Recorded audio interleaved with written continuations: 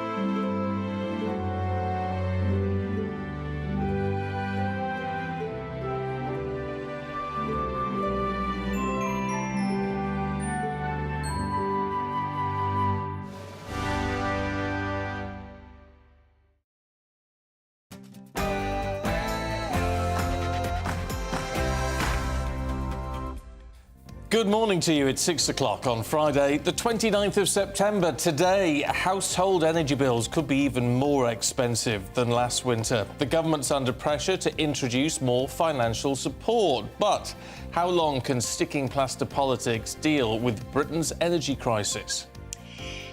In the week, the Home Secretary called on international law on refugees to be ripped up and rewritten. Her predecessor, Priti Patel, has defended her Rwanda policy, saying we need a deterrent for illegal immigration. We have an exclusive interview with Dame Priti Patel this morning. The Rwanda plan stopped. So I am very pro-Rwanda. Obviously, I set up your idea originally? Well, I set up and negotiated the Economic and Development Partnership. It's going through the courts. I'm absolutely certain that it's legal. I worked on the legalities of it. Rwanda will be a tremendous deterrent, and that's what we need. We don't need slogans, we don't need platitudes, we need a deterrent, and Rwanda is a powerful deterrent. A new report reveals the shocking lack of disabled access at train stations in the north of England. As the debate over regional rail access continues, we look at how basic accessibility has been overlooked. And then, of course, Alex will have your latest weather update. Rain wake you up last night? Will there be any more today? Actually, for most, it's looking like a fine Friday, although it will be blustery with some showers in northwest Scotland. Join me later for a full forecast and a peek into the weekend. And, of course, Paul's got your sport this morning. All eyes are on Rome. Sporting-wise, the 44th Ryder Cup tees off in less than half an hour's time. Paul, thank you. I'm Stephen Dixon. And I'm Anne Diamond, and this is Breakfast on GB News.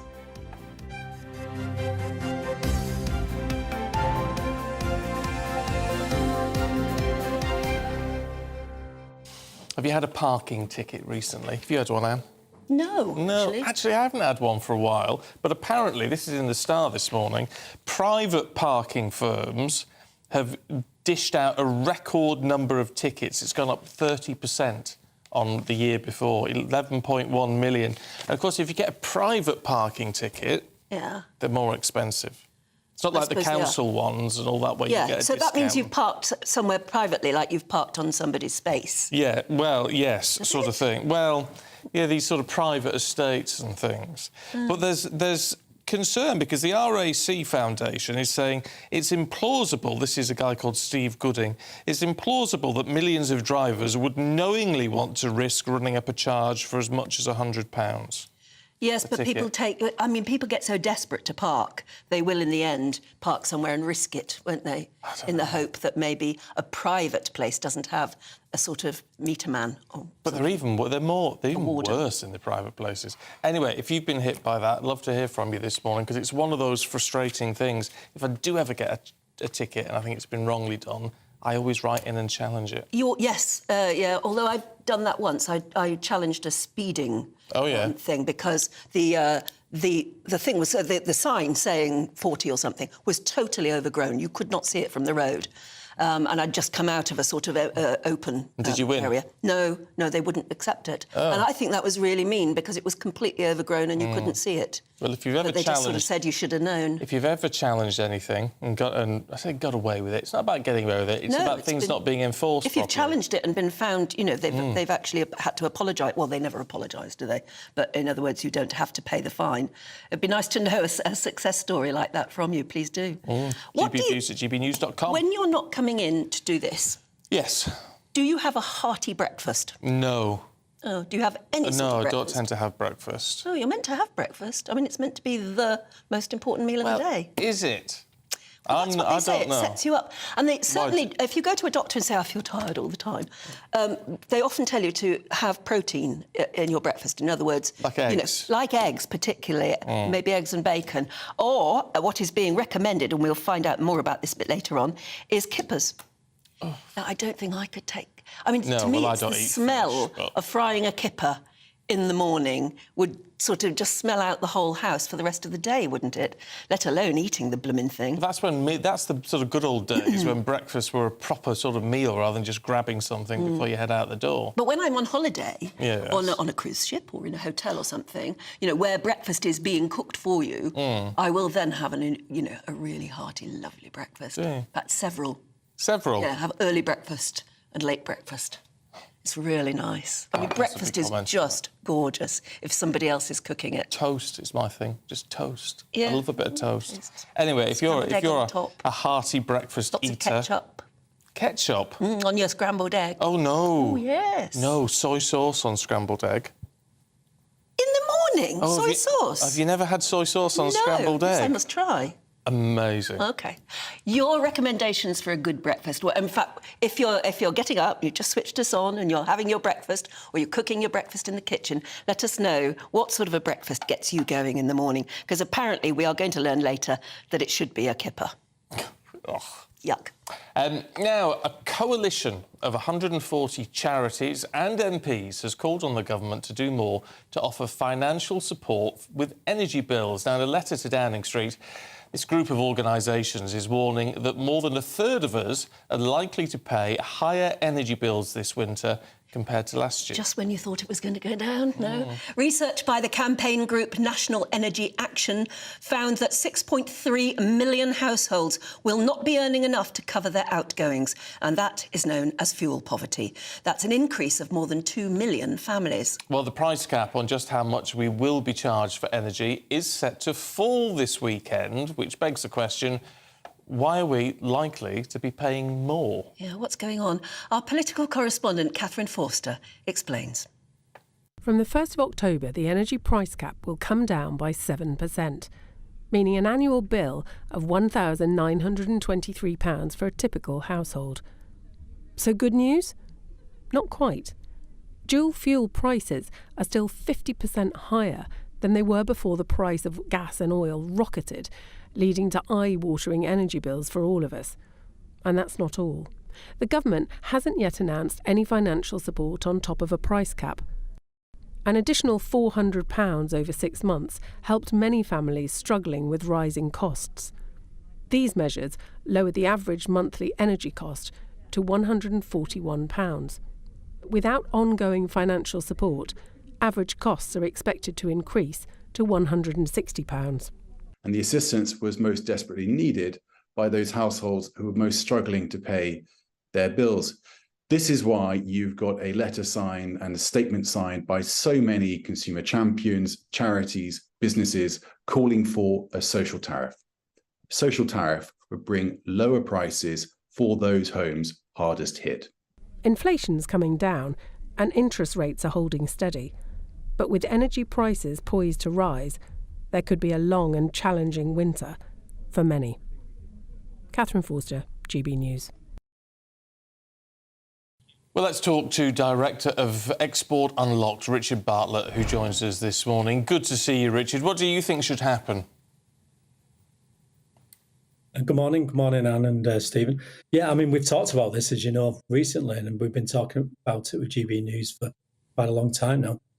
They need to really start to support, as we've said, the vulnerable. I think one of the things that they're really making a mistake on is they're not supporting. When we did the very first stage of this about a year ago, we was actually amazed at the amount of people who were struggling particularly with the cards when they had to go and get the cards, because obviously they had the meters, etc.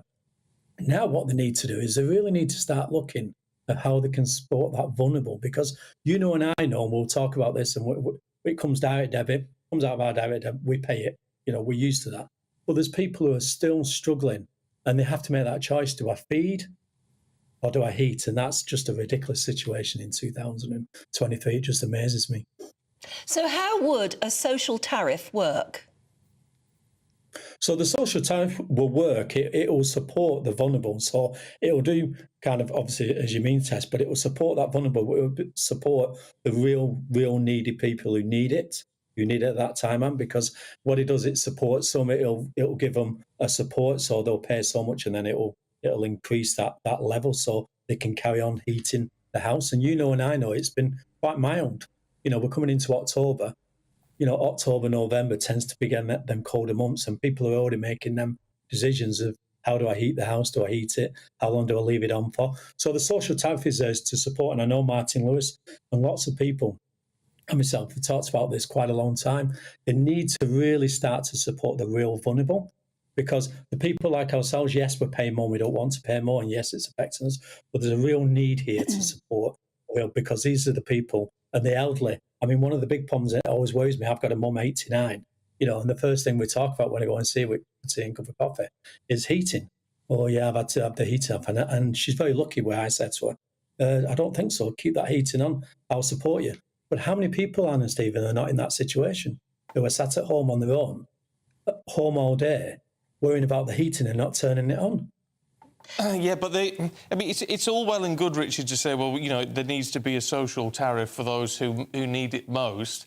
The problem with that is it's not that simple, is it? It's how you work out who is meant to get that money and how do you get the money to them.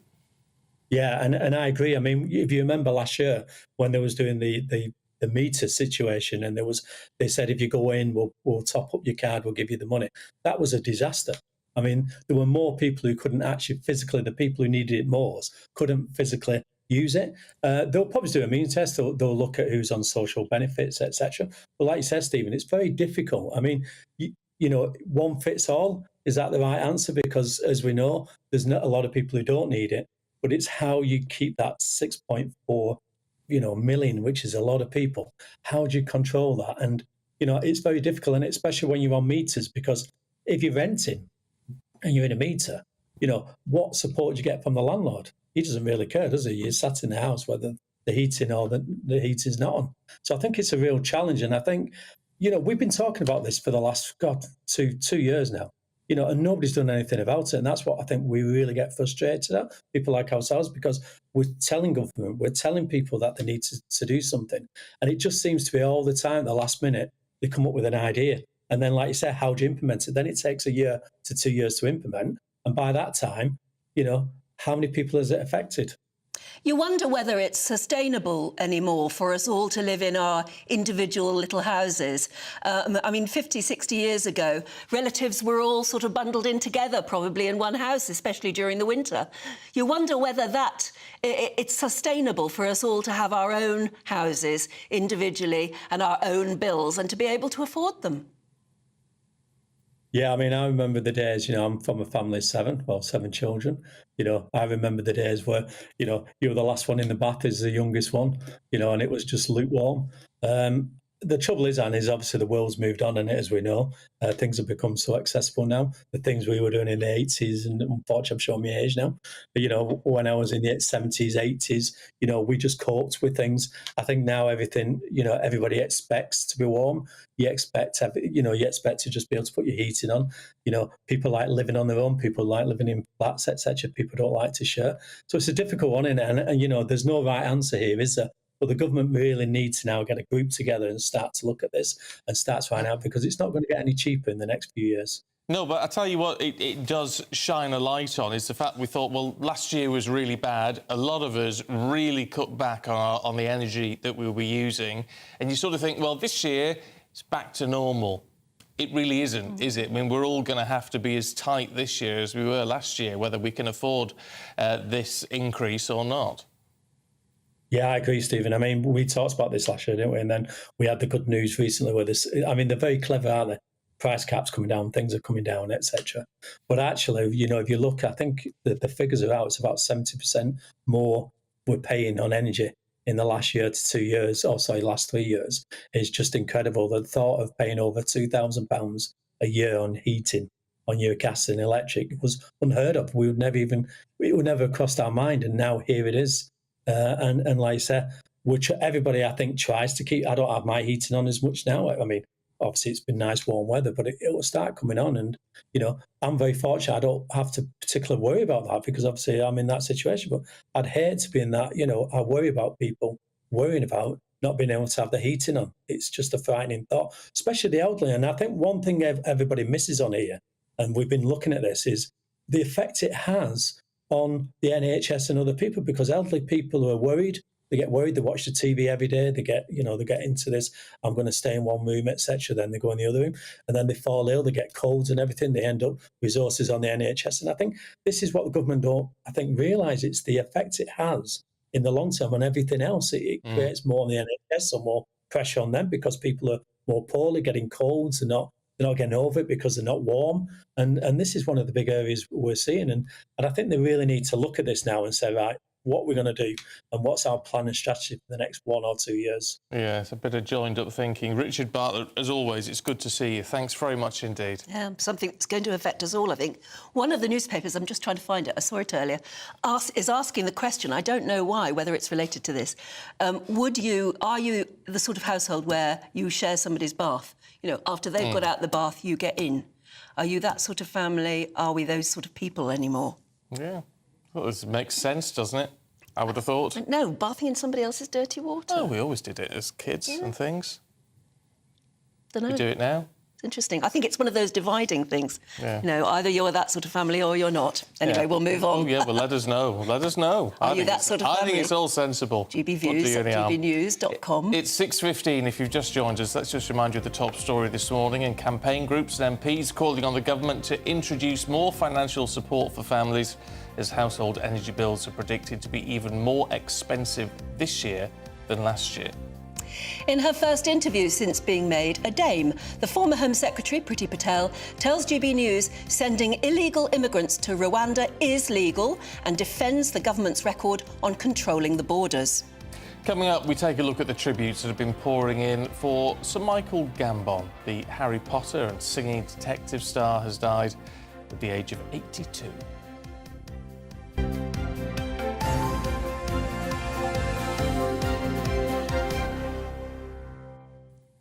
Now, in an exclusive interview with GB News, former Home Secretary Priti Patel, newly invested as a dame, has called for the government to be bold and stick with the Rwanda plan. Well, talking to our political editor, she told us that that plan is legal and we need it as a deterrent.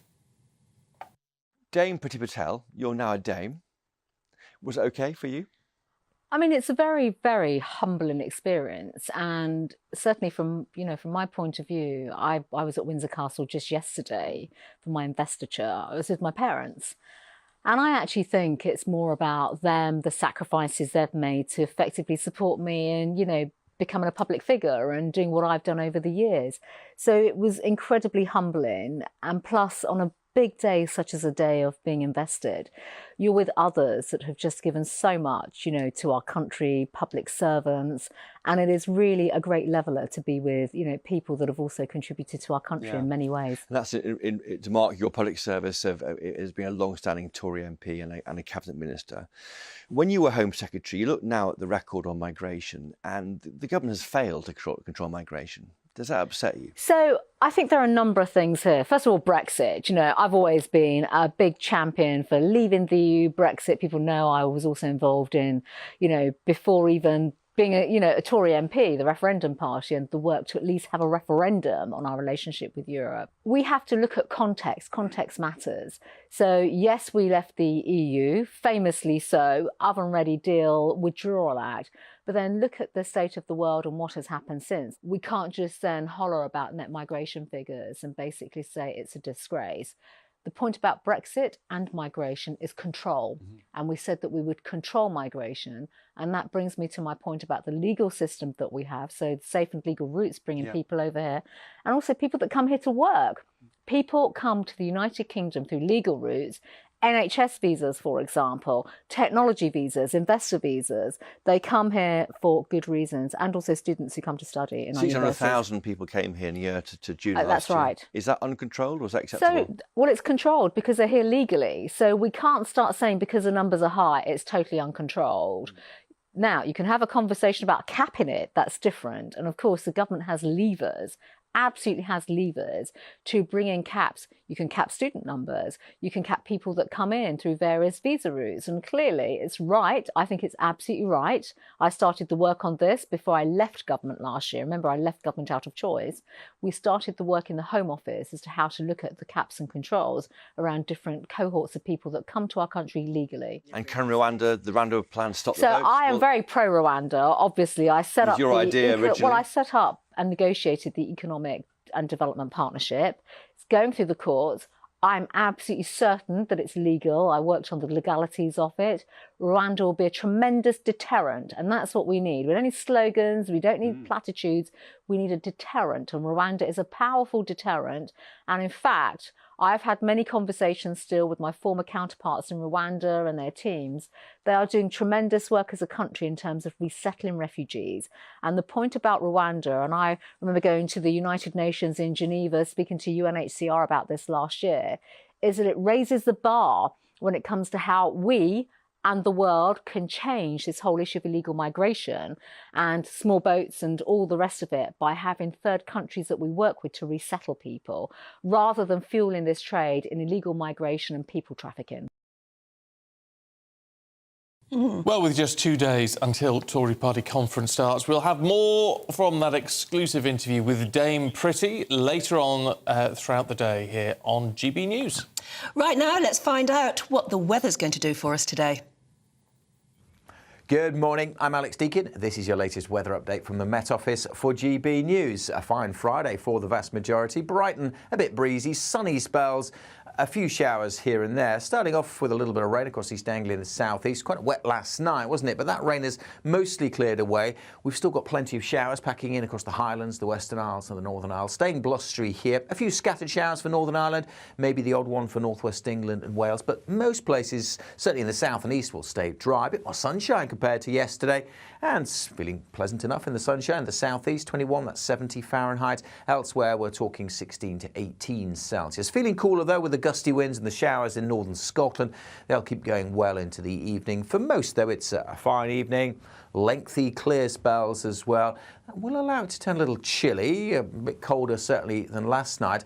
And we're going to start the weekend in single figures in many locations and well down into single figures in the countryside. So yes, a bit chilly first thing on Saturday morning, but most will have a fine start to the weekend. Still quite blustery in the Northern Isles, still a few showers here and across the Highlands, but for most a fine dry start to the weekend. Further west we will see a change, clouding over for Wales, Northern Ireland, outbreaks of rain coming in here, and the winds will pick up too across Western England, Northern Ireland and Wales, and that wet and windy weather pushes into southwest Scotland later on. Many central and eastern parts will stay dry, and in the sunshine of the southeast, 20 degrees. Still very mild, isn't it? It was chucking it down, though, when I got out. Yeah, mild rain, though. Oh, mild rain. Oh, that's all right. Warm rain. It's not quite as wet. Miserable No, this it's as morning.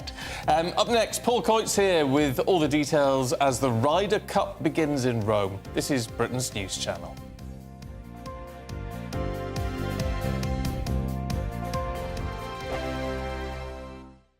What you get for breakfast is something that, if we do our jobs right, you will wake up to news that you didn't know the night before. It's a conversation. It's not just me and Eamon. We want to get to know you, and we want you to get to know us. From 6, it's Breakfast with Eamon and Isabel. Monday to Thursdays on GB News. Britain's News Channel. Join me, Andrew Pearce and Bev Turner, Monday to Thursday, 9:30 a.m. Who benefits from that? Not the British public. And on Fridays, join us, Tom Harwood and Ellie Costello from Britain's Newsroom. That's what you get with this show. That's fantastic. If it's happening, we're talking about it on Britain's Newsroom. GB News, Britain's News Channel. Nightmare commute. Kick it up a gear with me, Patrick Christie's, at Drive Time, 3 till 6 p.m, Monday to Friday on GB News Radio. You can listen online and on DAB+, on the smart speaker app and on the GB News app. And if you've got an Alexa, all you have to say is, Alexa, play GB News. We're also on TuneIn and the Radio Player apps. From the school run to rush hour, get revved up with me, Patrick Christys, on GB News and GB News Radio. People in Britain, they love free speech, but they also love fair play. I don't care if I'm speaking somebody from a trade union, from the Labour Party, somebody from the SNP. And I think the viewers like to see that actually we can challenge one another, but in a positive way. We think we ask the questions that people want to ask, and often we ask the questions that we wanted to ask in Parliament but never got the chance to ask. So join us every Saturday, 10 a.m. till noon on GB News, Britain's news channel. Every Sunday from 11, join Michael Portillo. There will be topical discussion, looking at the week before and the week to come. So kick back and relax at 11 a.m. on Sundays on GB News with me, Michael Portillo. GB News, the People's Channel, Britain's news channel.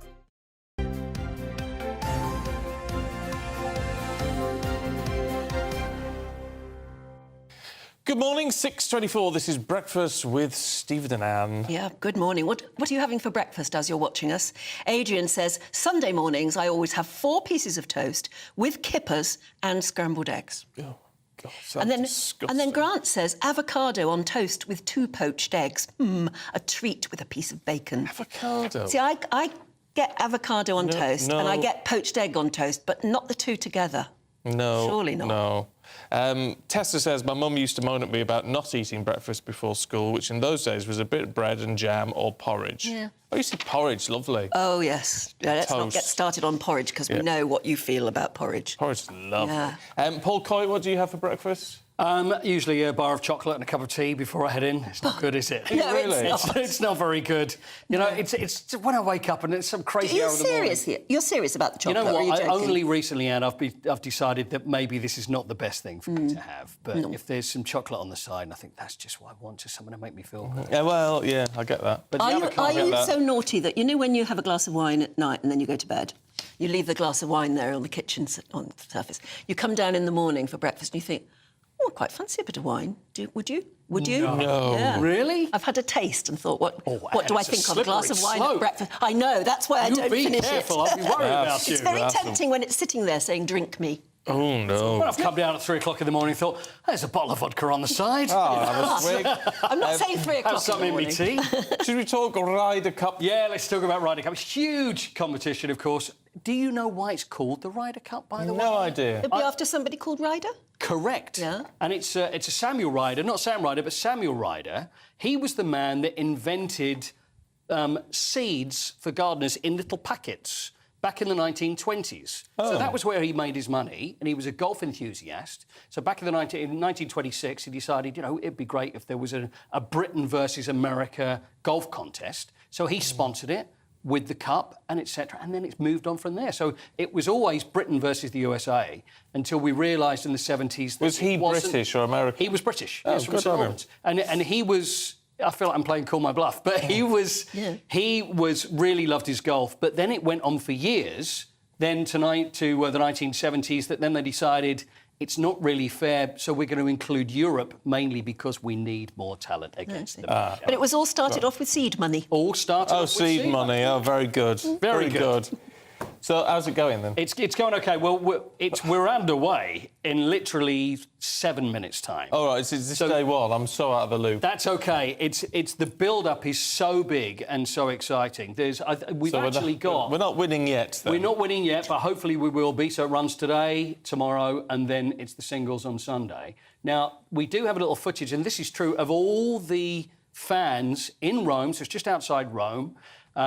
Actually waiting to get in. Hopefully I could show that to you. Now have a look at this. Now you can see all the people, all the runners and riders. Oh, you're joking. It's like the start of the Grand National, if anybody's listening. Yeah. Hundreds and hundreds of people running towards the first tee to try and get a great spot. And this is 6 a.m. this morning to get ready for those first foursomes, which tees off at 6:35. I can't believe that. It can't be that interesting to stand there and watch it, you wouldn't have thought, surely. Oh, you don't want to be standing behind a load of people, though, do you? You want to see the golfers You want do to their get up thing. there, you want to get to the front, and also you could walk and carry on. But 6:35, so it's the foursomes. Do you remember we spoke about this last week, the difference between the four balls and the foursomes? Foursomes is where you will have 2 players on each side, only using one ball. So then it was it's whoever, and it's alternate. So that's the first ones. Yeah. So it's John Rahm and Tyrrell Hatton started off against Scotty Scheffler. Only an American could have. It's a very good name, Scotty isn't it? Scheffler, who's the world #1 in Sam Burns. 4 games this morning. Lovely stuff, Paul. Thank you very much indeed. And I will keep you updated. I look forward to it. Now, have you heard about the demon from hell who tried to murder Sharon Osbourne? Well, if you missed that headline, fear not, because we're going to be going through that and the Daily Star and all the other headlines in the papers today with our headline makers. That's next. You are, of course, watching GB News.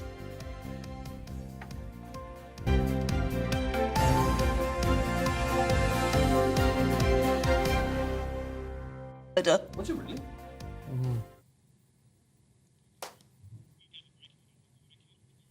We're still on. I think we're probably going to go through some headlines or something, are we? Are we going through... I think we should be going to a break, shouldn't we? Well, I thought so. Well, very possibly. Anyway, go to a break because then we want to bring you back with the headline makers in just a moment. The Live Desk with me, Mark Longhurst. And me, Pip Thompson. It's here Monday to Friday on GB News. From midday, we'll bring you the news as it breaks, whenever it's happening and wherever it's happening, from across the UK and around the world. Refreshing, feisty, but with a bit of fun too. If it matters to you, we'll have it covered on TV, radio and online. Join the Live Desk on GB News, the People's Channel, Britain's news channel. So Jubes & Co, we tackle the issues of the day with real, robust debate, both sides of the fence, battling it out with me in the middle with my forthright opinions and views. And often really interesting things happen because you start with a position and then by the end of the debate you find actually, I might not have thought about that one. What we need in this country is 2 new political parties. You should maybe think about doing a 2024 calendar. I'm Michelle Dewberry and I'm keeping you company right through until 7 o'clock this evening. GB News, the People's Channel, Britain's watching. Join us every night on GB News at 11 p.m. for Headliners, which is 3 top comedians going through the next day's news stories, which is exactly what you need, because when the establishment has gone crazy, you need some craziness to make sense of it. Headliners. You don't have to bother reading the newspaper. We've got it covered for you. Every night at 11 p.m. and repeated every morning at 5 a.m. We won't send you to sleep like some of the other paper review shows out there. So join us 11 p.m. every night on GB News. The People's Channel, Britain's news channel. In a world of dull and predictable radio and TV shows. Oh, hi. On Mark Dolan tonight, we've got big guests. We drill into the big stories of the day. The show adds up to a brilliant listening and viewing experience. Mark Dolan Tonight is the most entertaining current affairs show ever, and that's a fact. That's Mark Dolan Tonight, Friday, Saturday and Sunday from 9. Only on GB News, Britain's news channel.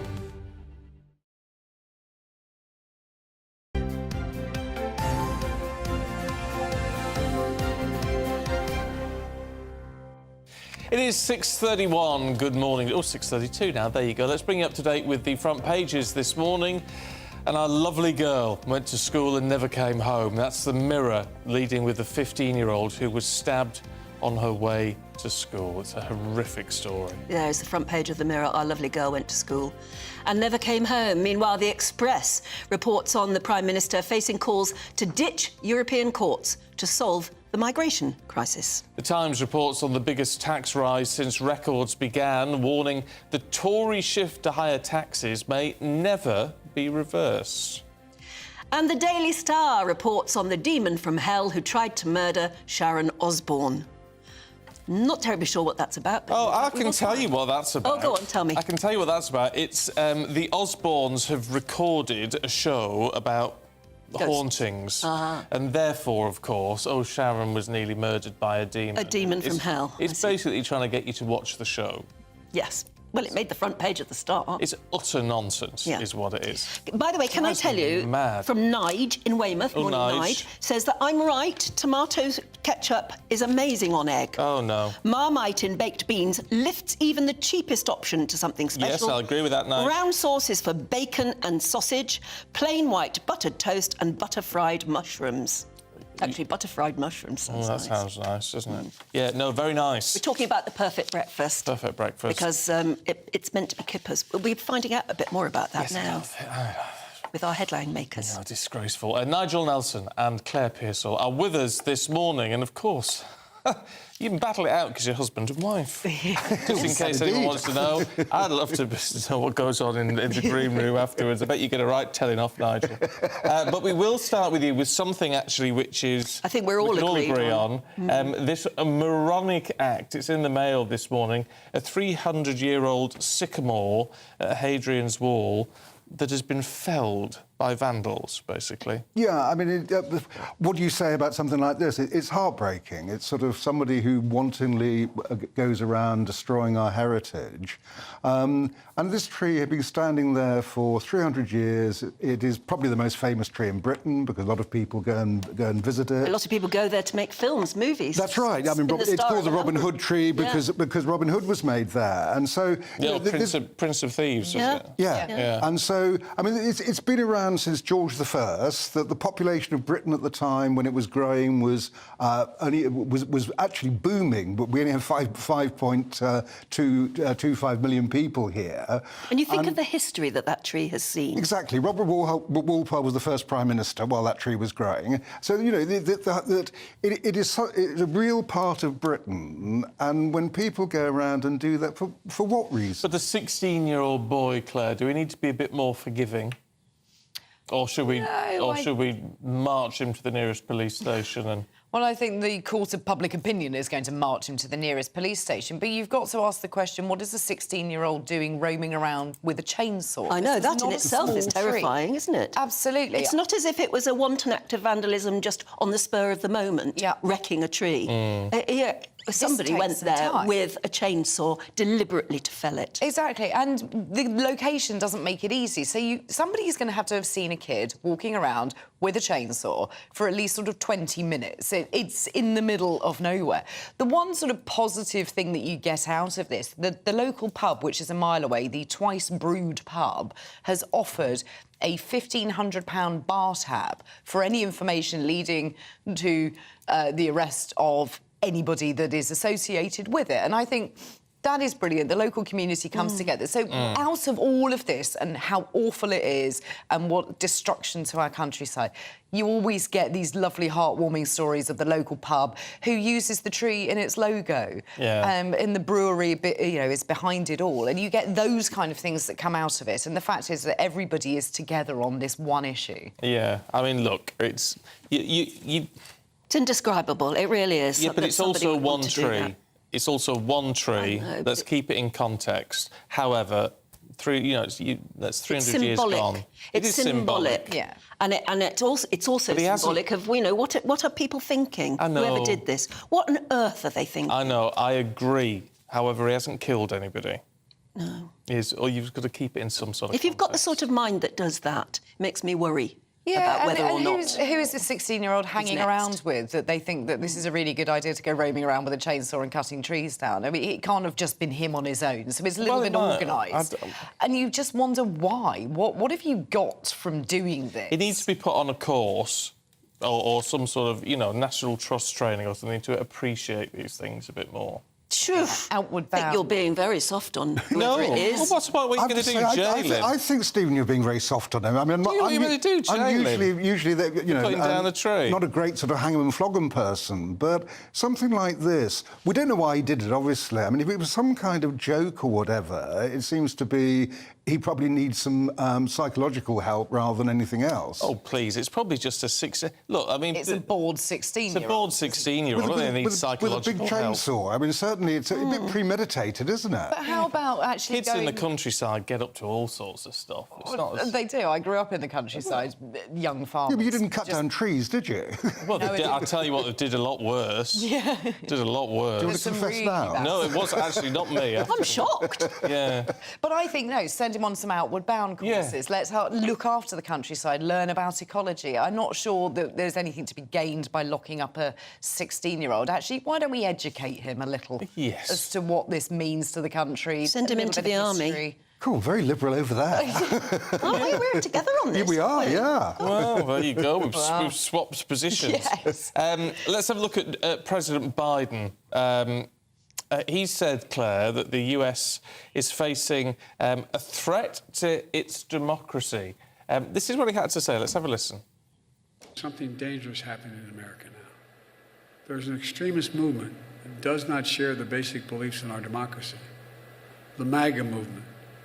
Not every Republican, not even a majority of Republicans adhere to the MAGA extremist ideology. I know because I've been able to work with Republicans my whole career. But there's no question that today's Republican Party is driven and intimidated by MAGA Republican extremists. Their extreme agenda, if carried out, would fundamentally alter the institutions of American democracy as we know it. And of course, when he says MAGA, he's meaning Make America Great Again, that sort of movement. What do you reckon, Claire?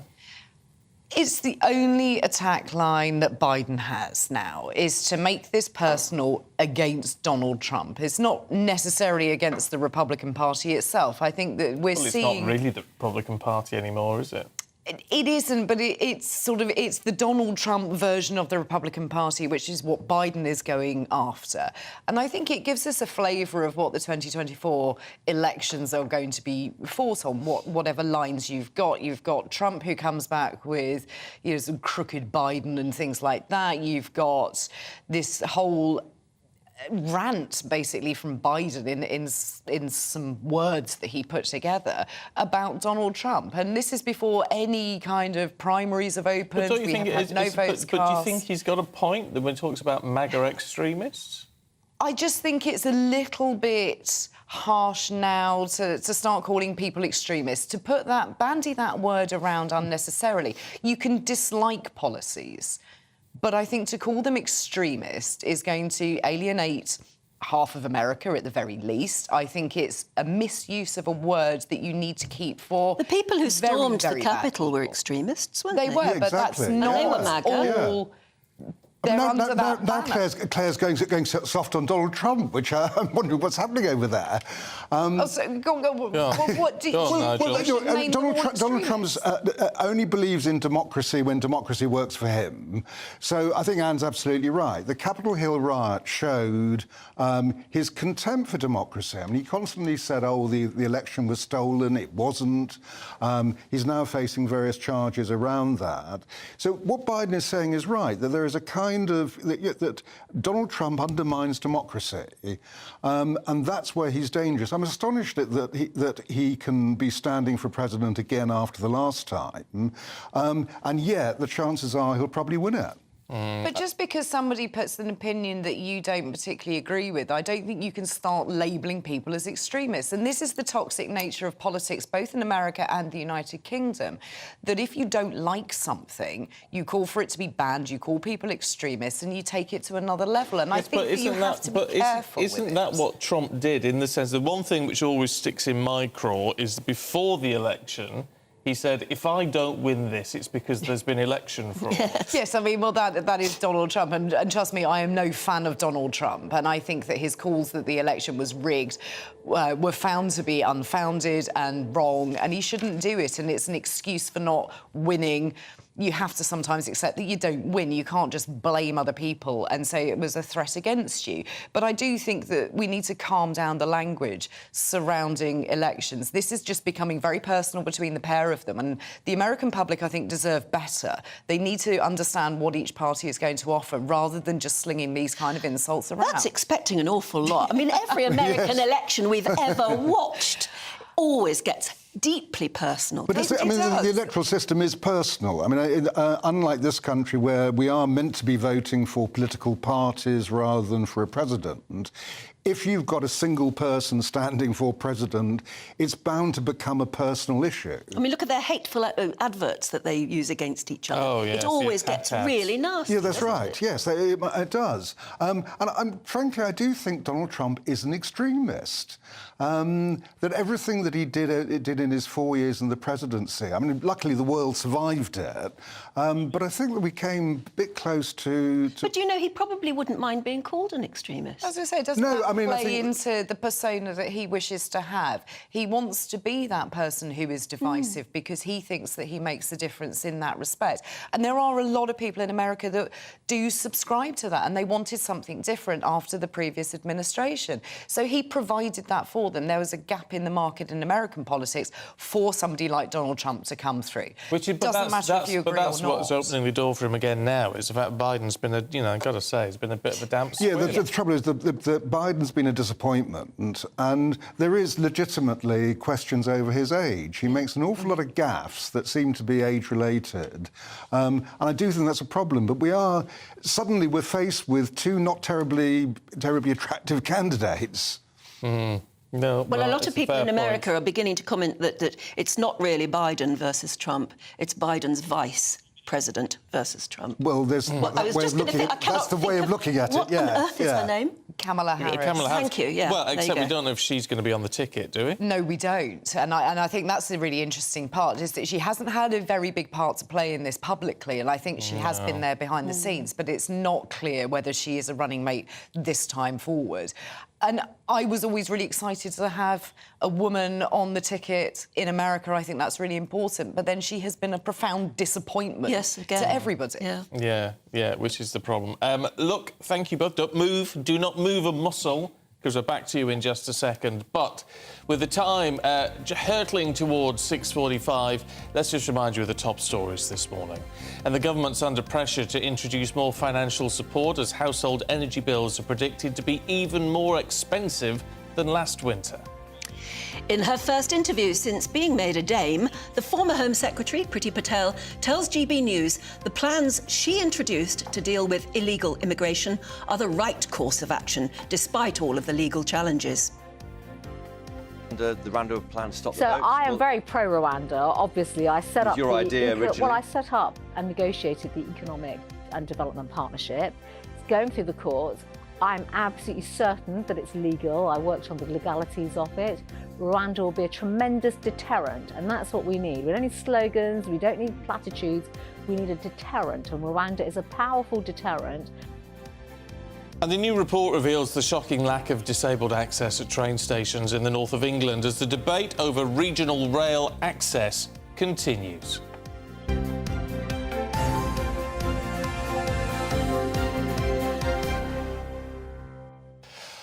Dear me, should we talk about a bit of showbiz news before we return back to Nigel and Claire? And Michael Gambon, Sir Michael Gambon, I always think of him as Maigret. Oh, that's right, he was Maigret. And I remember him in The Singing Detective, which was an incredible role he played so powerfully. It sort of slightly annoyed me over the last 24 hours since we learned of his death at, the age of 82? 82. People say, oh, he's best known for his role in Harry Potter, which we're seeing him in there. But actually, he wasn't best known for that. I mean, he's more recently known for that. It's always your big last role. I suppose so. But I have never watched the Harry Potter movie that he was in. So I remember him for other things. I mean, he's been a great actor and a great British treasure for a very, very long time. Let's talk to showbiz reporter Ellie Phillips, who joins us now. Morning, Ellie. Look, someone with a career that he enjoyed. I mean, it's a heck of a legacy to leave us. Yeah, absolutely. 6 decades doing what he loved, which is absolutely incredible. And, someone who came from a really humble background. He was working class boy, born in Dublin. His mum was a seamstress. His father was an engineer. So he's definitely not an FO baby. And he, treaded the boards. He's not just, we speak about the films he was in, but he was everything, He was screen, he was stage. And once he left school at 15, the interesting thing is he actually went on to become an apprentice toolmaker. He then qualified as an engineer. But after a year of that, he was like, you know what? No, my love is acting, my passion is acting. And wow, what a career he went on to have. And how grateful we are that he did follow his dreams and go and do that. He's won 4 BAFTAs, 3 Emmys, 3 Emmys, Tony Award. And that's just absolutely incredible. And you think about his back catalogue of work. It's interesting what you say there, Anne, because I think everyone who knows him will have a different film or a production they've seen him in that will resonate the most with them and say, wow, I saw him in that, he was incredible. And I think a testament to his ability as an actor is that you never once heard a bad review. You often hear of actors now like, wow, I shouldn't have done that film, they were awful in that. You just don't get that with him. Everything he turned his hand to, he did with, you know, such exceptional talent, while the whole time throughout his career being very, very humble. You know, the tributes are pouring in for him, and the overwhelming kind of sentiments coming across is how funny he was, how, you know, down to earth he was, a bit mischievous, a bit naughty, but just great fun to be around. And I think in terms of his personality, what he was like to work with, it really is that saying, is you don't remember what someone said, you remember how someone made you feel. And he clearly made all those around him feel absolutely incredible, even though he was the absolute top of his game. And that's just amazing. It is lovely, actually. I mean, despite my previous comments that we know him for some other work that he did, it is lovely that Harry Potter was able to give really serious, staunch actors like him a sort of rebirth. So many actors are now known to a younger generation because of Harry Potter. Absolutely. I mean, his role, Albus Dumbledore, I find it a really interesting role that he took on, because he's essentially the big dog. He's, you know, the head of the school. And even when he played that character, there was, again, a humbleness that came through that character that I think reflected him as a person in real life. And what's so lovely and so touching is that the tributes that have come through from people who were on that with him, for example, Daniel Radcliffe, you know, he said he was brilliant, effortless. Emma Watson's tribute, she played Hermione, is beautiful. She said he showed us what it's like to wear greatness lightly. And I remember watching all of them talk about what it was like to work with all these icons that they got to work with on Harry Potter, and saying how it was really humbling and inspiring for them to be with people who treated them as equals, even though obviously they have 30, 40, 50 years in the business, and then these youngsters were coming through it for the first time. And I think Harry Potter, the films, did give these actors something they could work on for many, you know, different installments, and create these amazing relationships behind the scene, and show their talents on screen at the same time. So I think it was great, and he definitely loved it. And other actors have said that it didn't matter what production he was in, what film he was working on, he treated them all the same. He had fun on set, and then when the cameras were rolling, he was absolutely on the money. Ellie, good to see you. Thank you very much indeed. Lovely Nigel and Claire still here. I mean, he was one of those actors that everyone, whatever you liked him from, there was a definite warmth to him somehow. There was, and I think it's really interesting when you look at the Harry Potter movies and the success of those. His comments were, well, I just put on a really big beard and went out and was myself. And you just think it's that kind of nature. He didn't think he was doing anything great, but he just came across as the ultimate star that he is. But he wasn't grand with it. He was really quite humble, as Ellie has just said. But it's also his stage work. And when I was studying Shakespeare for A-level, he was in King Lear, and he brought something out of that I perhaps hadn't seen when I read the text. And I think it's those kind of actors that we don't see enough of. The stage work that he had, the craft that he had, with a piece of text which is quite complicated and quite complex, he made it accessible. And I think that is a real tribute to him. Yeah. Yeah, I mean, he's just one of those people that there are certain actors that you kind of think are always going to be there. Yeah. It's people like obviously Michael Gambon, it's people like Sir Ian McKellen, it's people like Michael Caine. You've kind of grown up with them, and they almost feel immortal. And I remember seeing Michael Gambon in doing a King Lear, and he was absolutely tremendous. I mean, you do wonder whether or not that these, as these older actors are disappearing, whether there are enough young ones coming up to actually fill the gap. But that's rather lovely about Harry Potter, in that those youngsters, those young actors, were able to work with the likes of Gambon, Richard Harris, and all of those other mighty, mighty actors. Let's hope they've learned the secret of longevity for a start. Well, yeah, let's hope so. Maybe the secret of longevity is down to a decent breakfast. Ah, yes. Nigel, in the mail, we've got to have a kipper, apparently. Apparently you have, yes. I'm afraid I don't do kippers. No, me. I mean, this morning it was only a banana because we were rushing to get in here, but normally I'd have a banana and some cereal, which I gather is very bad for me. Depends what sort of cereal it is. Normally have. It varies. It can be some muesli, it can be fruit and fibre, it can be Rice Krispies. I mean, I'm pretty fickle about cereals. It's all over the place. They're meant to be sort of junk food nowadays. But at least, and the idea that the full English breakfast is maybe not quite so bad for you is really good news. I'm off to the Tory Party conference in Manchester for GB News.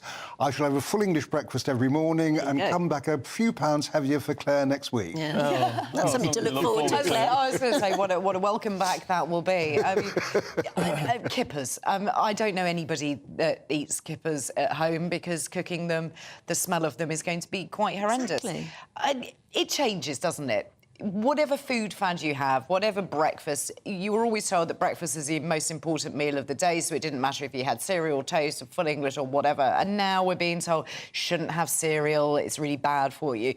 I don't eat breakfast, just for clarity. I can't abide food in the morning. I drink an awful lot of coffee to make up for it. But I'm not sure that does make up for it. In my world, it does. In my world, it does. It's the only thing I can probably deal with. Ah, yes, well, coffee's not necessarily bad, actually. And here we go again. It's all the rules that keep changing, that too much caffeine is bad for you, now caffeine is good for you. Here you go. This is in the Star. Drinking coffee could help prevent memory problems as we get older.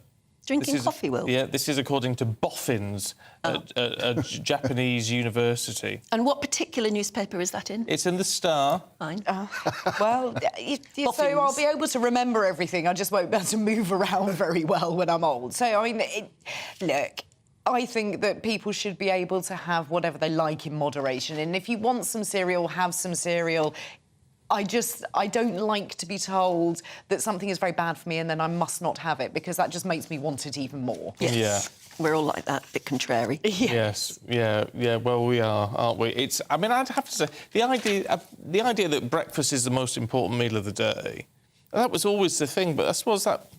That's if you're going to school or something... It does set you up for the day, though, doesn't it? I mean, Claire doesn't eat breakfast, and I sort of keep nagging her that she ought to have something, but... See, I don't eat breakfast normally, but then I haven't got the time. No. Yeah. But don't you think that saying comes from the days when people were going out to do a physical job? Yeah. You were going down the mines or something, then you really did need a good breakfast to get you on your way. But at least if you're not hungry, I mean, you know, especially for school children, but at least if you're not hungry, you can actually take on the day.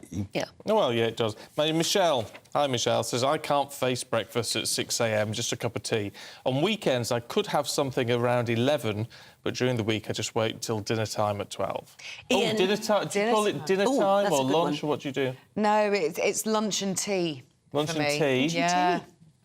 Well, you do what she says. I do lunch and supper. Right. You see, I go lunch and dinner and tea. Ian in Hatfield says, I love a kipper for breakfast with fresh, crusty bread and butter. Do I cook them at home? No way. Yeah, exactly. Oh, so you go out for it. I see, good point. Right, we'll see you two a little bit later on. Let's get a check on the weather for you now with Alex. Good morning, I'm Alex Deakin. This is your latest weather update from the Met Office for GB News. A fine Friday for the vast majority. Brighton, a bit breezy, sunny spells, a few showers here and there. Starting off with a little bit of rain across East Anglia and the south east. Quite wet last night, wasn't it? But that rain has mostly cleared away. We've still got plenty of showers packing in across the Highlands, the Western Isles and the Northern Isles. Staying blustery here. A few scattered showers for Northern Ireland, maybe the odd one for northwest England and Wales. But most places, certainly in the south and east, will stay dry. A bit more sunshine compared to yesterday. And feeling pleasant enough in the sunshine. The southeast, 21, that's 70 Fahrenheit. Elsewhere, we're talking 16 to 18 Celsius. Feeling cooler, though, with the gusty winds and the showers in northern Scotland. They'll keep going well into the evening. For most, though, it's a fine evening. Lengthy, clear spells as well. Will allow it to turn a little chilly, a bit colder certainly than last night, and we're going to start the weekend in single figures in many locations and well down into single figures in the countryside. So yes, a bit chilly first thing on Saturday morning, but most will have a fine start to the weekend. Still quite blustery in the Northern Isles, still a few showers here and across the Highlands, but for most a fine dry start to the weekend. Further west we will see a change, clouding over for Wales, Northern Ireland, outbreaks of rain coming in here, and the winds will pick up too across Western England, Northern Ireland and Wales, and that wet and windy weather pushes into southwest Scotland later on. Many central and eastern parts will stay dry, and in the sunshine of the southeast, 20 degrees. Well, plenty more to come for you, including winter is coming, and so are, sadly, higher energy bills. We'll tell you more. GB News, unlike other broadcasters, isn't obsessed with the London-Westminster bubble. We think there's a nation beyond the M25, and that's why we talk about the issues that matter across the land. Join me on State of the Nation, 8 to 9 o'clock, Monday to Thursday, on GB News. Daisy's listening, and you should too. Now then, Lee Anderson here. Join me on GB News on my show, The Real World, every Friday at 7 p.m. I'm not eating bloody cat. Are you Delicious. mental? Open your mouth. OK, here comes a train. Reminds me of the scene in Singing in the Rain. Adam, is that a good one? Whoa! Join me at 7 on GB News, Britain's news channel. Join us every night on GB News at 11 p.m. for Headliners, which is 3 top comedians going through the next day's news stories, which is exactly what you need, because when the establishment has gone crazy, you need some craziness to make sense of it. So join us 11 p.m. every night on GB News, the People's Channel, Britain's news channel. Join me, Andrew Pearce and Bev Turner, Monday to Thursday, 9:30 a.m. Who benefits from that? Not the British public. And on Fridays, join us, Tom Harwood And Ellie Costello from Britain's Newsroom. That's what you get with this show. That's fantastic. If it's happening, we're talking about it on Britain's Newsroom. GB News, Britain's news channel. Join me, Camilla Tominey, on Sunday mornings from 9:30, taking the politicians to task and breaking out of SW1 to see how their decisions are affecting you across the UK. Bursting the Westminster bubble every Sunday morning, only on GB News, the People's Channel. Britain's watching. Join me, Patrick Christie's, Monday to Friday, 3 till 6. We tackle the day's news agenda like you've never seen before. It's high tempo, high octane, the most controversial topics, and the best guests. You will not be able to take your eyes and ears off it. I'm not afraid to ask the questions that you really want answered. 3 till 6 p.m, Monday to Friday on GB News, the People's Channel, Britain's news channel.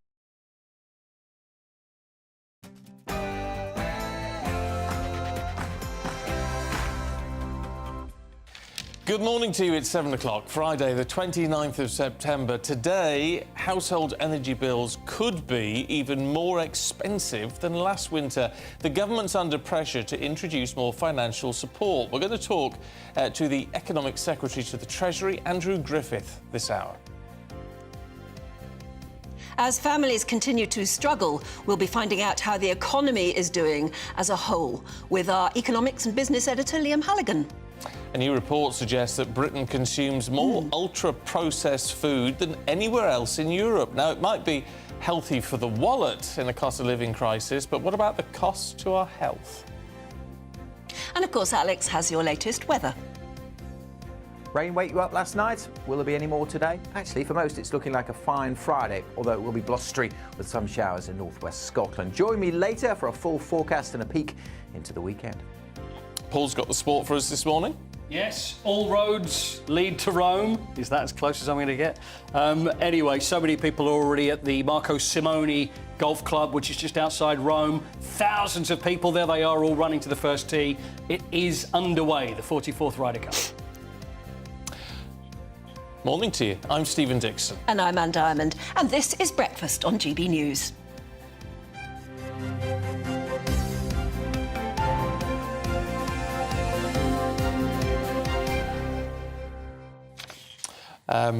That tree that's been cut down. Phil, good morning. Yes, I'm liking Phil. I agree with Granny Diamond about the tree. Stephen, stop being so soft. But I don't want to be... It's not about being soft. I don't want to soft, but there's no point locking him up for cutting down the tree. He should be educated so he doesn't do it again. That's very namby-pamby, you know. I don't think it is. I don't. I mean, I agree with you in an ideal world, but he's not an ideal person, whoever cut that tree down. Yeah, but he's only 16. We don't know allegedly, that yet. Allegedly. Yeah. Andy says a young man should be made to make something useful from the wood. Actually, that's an interesting one. Yeah, I think that's... Elizabeth says it's not just a tree, it's part of our heritage. I absolutely agree. I mean, I agree with all of that. It's a disgraceful act of vandalism, as David says. Yes, it is. And Elizabeth says it's not just a tree, it's part of our heritage. Yeah, well, and it is. And do you know, I feel angry now because you know they say, oh, cruelty to animals is one thing, but they found time and again that kids who can be cruel to animals grow up to be people who can be cruel to other people. really nastily so. And I just think there's something really wrong about a kid, if it is a kid, who did that. And I would worry about his future. Somebody who thinks a little and has planned and plotted it. Yeah, he's a little hooligan if he is a kid. Yeah, but you know, I don't think you're gonna. Police have arrested a 16 or 17-year-old, I think. 16-year-old. We don't know though whether there's anything in it. Tell you, talking about the cost of living and the way that our energy bills could be going up this winter. I found it. It's in the Telegraph. They're talking about the family that baths together. The family that baths together stays together. Not like none of us look like that in the bath. Well, maybe the first person in the bath does. But are you the sort of family where one person gets in the bath and then you yell down the stairs, you know, bath's still hot, and somebody else goes up and has the bath? Yes. You are. You come from that sort of family. I don't think we ever did in my family. Yeah, we always did. We always did that and still do it now. But the Telegraph's done a huge feature on it. They've got all of their writers writing about it, saying, one of their writers saying, I once infuriated a housemate by hopping into her freshly run bath for a quick rinse before she got in. Oh, well, I wouldn't do it with a non-family member. Another, Petronella Wyatt, actually, the writer says, my evening bath is a ritual as sacred to me as the Catholic Mass. Oh, she's called Petronella. Yes. Eleanor Mills says, yes, the family that bathes together stays together. I think it's got to be family. I wouldn't do it with a flatmate or whatever that woman did. I think that's a bit much. I don't know whether I could ever get in a bath that somebody else has been soaking in. Well, no, even one of your boys. No, definitely not one of my boys. Oh, I've hopped in after my mum or dad or something. Yeah. Well, I got friends who do that. You hear he goes up for the bath and then he yells downstairs for her. Yeah. Bath's free. Yeah, exactly. But presumably, then it's cold as well. We can top it up with a bit of hot water. I don't know. What do you think? Is it a northern thing? Oh, Maybe it's a northern thing. Anyway. gbviews@gbnews.com. Love to hear whether you believe in taking one bath after another after another. Way of saving money. Well, it could well be that we've all got to go that way this winter. Well, it could be, because it leads right into our top story. A coalition of 140 charities and MPs has called on the government to do more to offer financial support with energy bills. Now, in a letter to Downing Street, this coalition warned that more than 1 in 3 of us are likely to pay higher energy bills this winter than we did last winter. Yeah, the research by the campaign group National Energy Action found that 6.3 million households will not be earning enough to cover their outgoings, and that is known as fuel poverty. And that's an increase of more than 2 million families. Well, the price cap on how much we're going to be charged for energy, that's the regulator's cap, is going to fall this weekend. So why is it, then, that more of us are going to actually end up paying more? It's really complicated, so our political correspondent, Katherine Forster, will explain. From the 1st of October, the energy price cap will come down by 7%, meaning an annual bill of £1,923 for a typical household. So good news? Not quite. Dual fuel prices are still 50% higher than they were before the price of gas and oil rocketed, leading to eye-watering energy bills for all of us. And that's not all. The government hasn't yet announced any financial support on top of a price cap. An additional £400 over 6 months helped many families struggling with rising costs. These measures lowered the average monthly energy cost to £141. Without ongoing financial support, average costs are expected to increase to £160. And the assistance was most desperately needed by those households who were most struggling to pay their bills. This is why you've got a letter signed and a statement signed by so many consumer champions, charities, businesses calling for a social tariff. Social tariff would bring lower prices for those homes hardest hit. Inflation's coming down and interest rates are holding steady. But with energy prices poised to rise, there could be a long and challenging winter for many. Katherine Forster, GB News. Well, before we talk about that in more detail, let's have a look at the UK economy as a whole. And breaking news is the latest figures have just come out. Liam Halligan is standing by with full analysis. What are these figures telling us, Liam? They're not bad figures at all. Good morning, Stephen. Good morning, Anne. Morning. What we see is that in the second quarter, that's April, May and June, the figures are literally just coming out from the Office for National Statistics. In the second quarter, GDP expanded 0.2%. That's the final number. That's unrevised from the previous estimate. And in the first quarter, GDP expanded, that's the sum of all the goods and services, all the transactions in our economy, by 0.3%. So 0.3% in the first 3 months of the year, 0.2% in the second 2 months of the year. We're a long way from recession in the UK. The figures for the third quarter, July, August and September, they may be a little bit more shaky.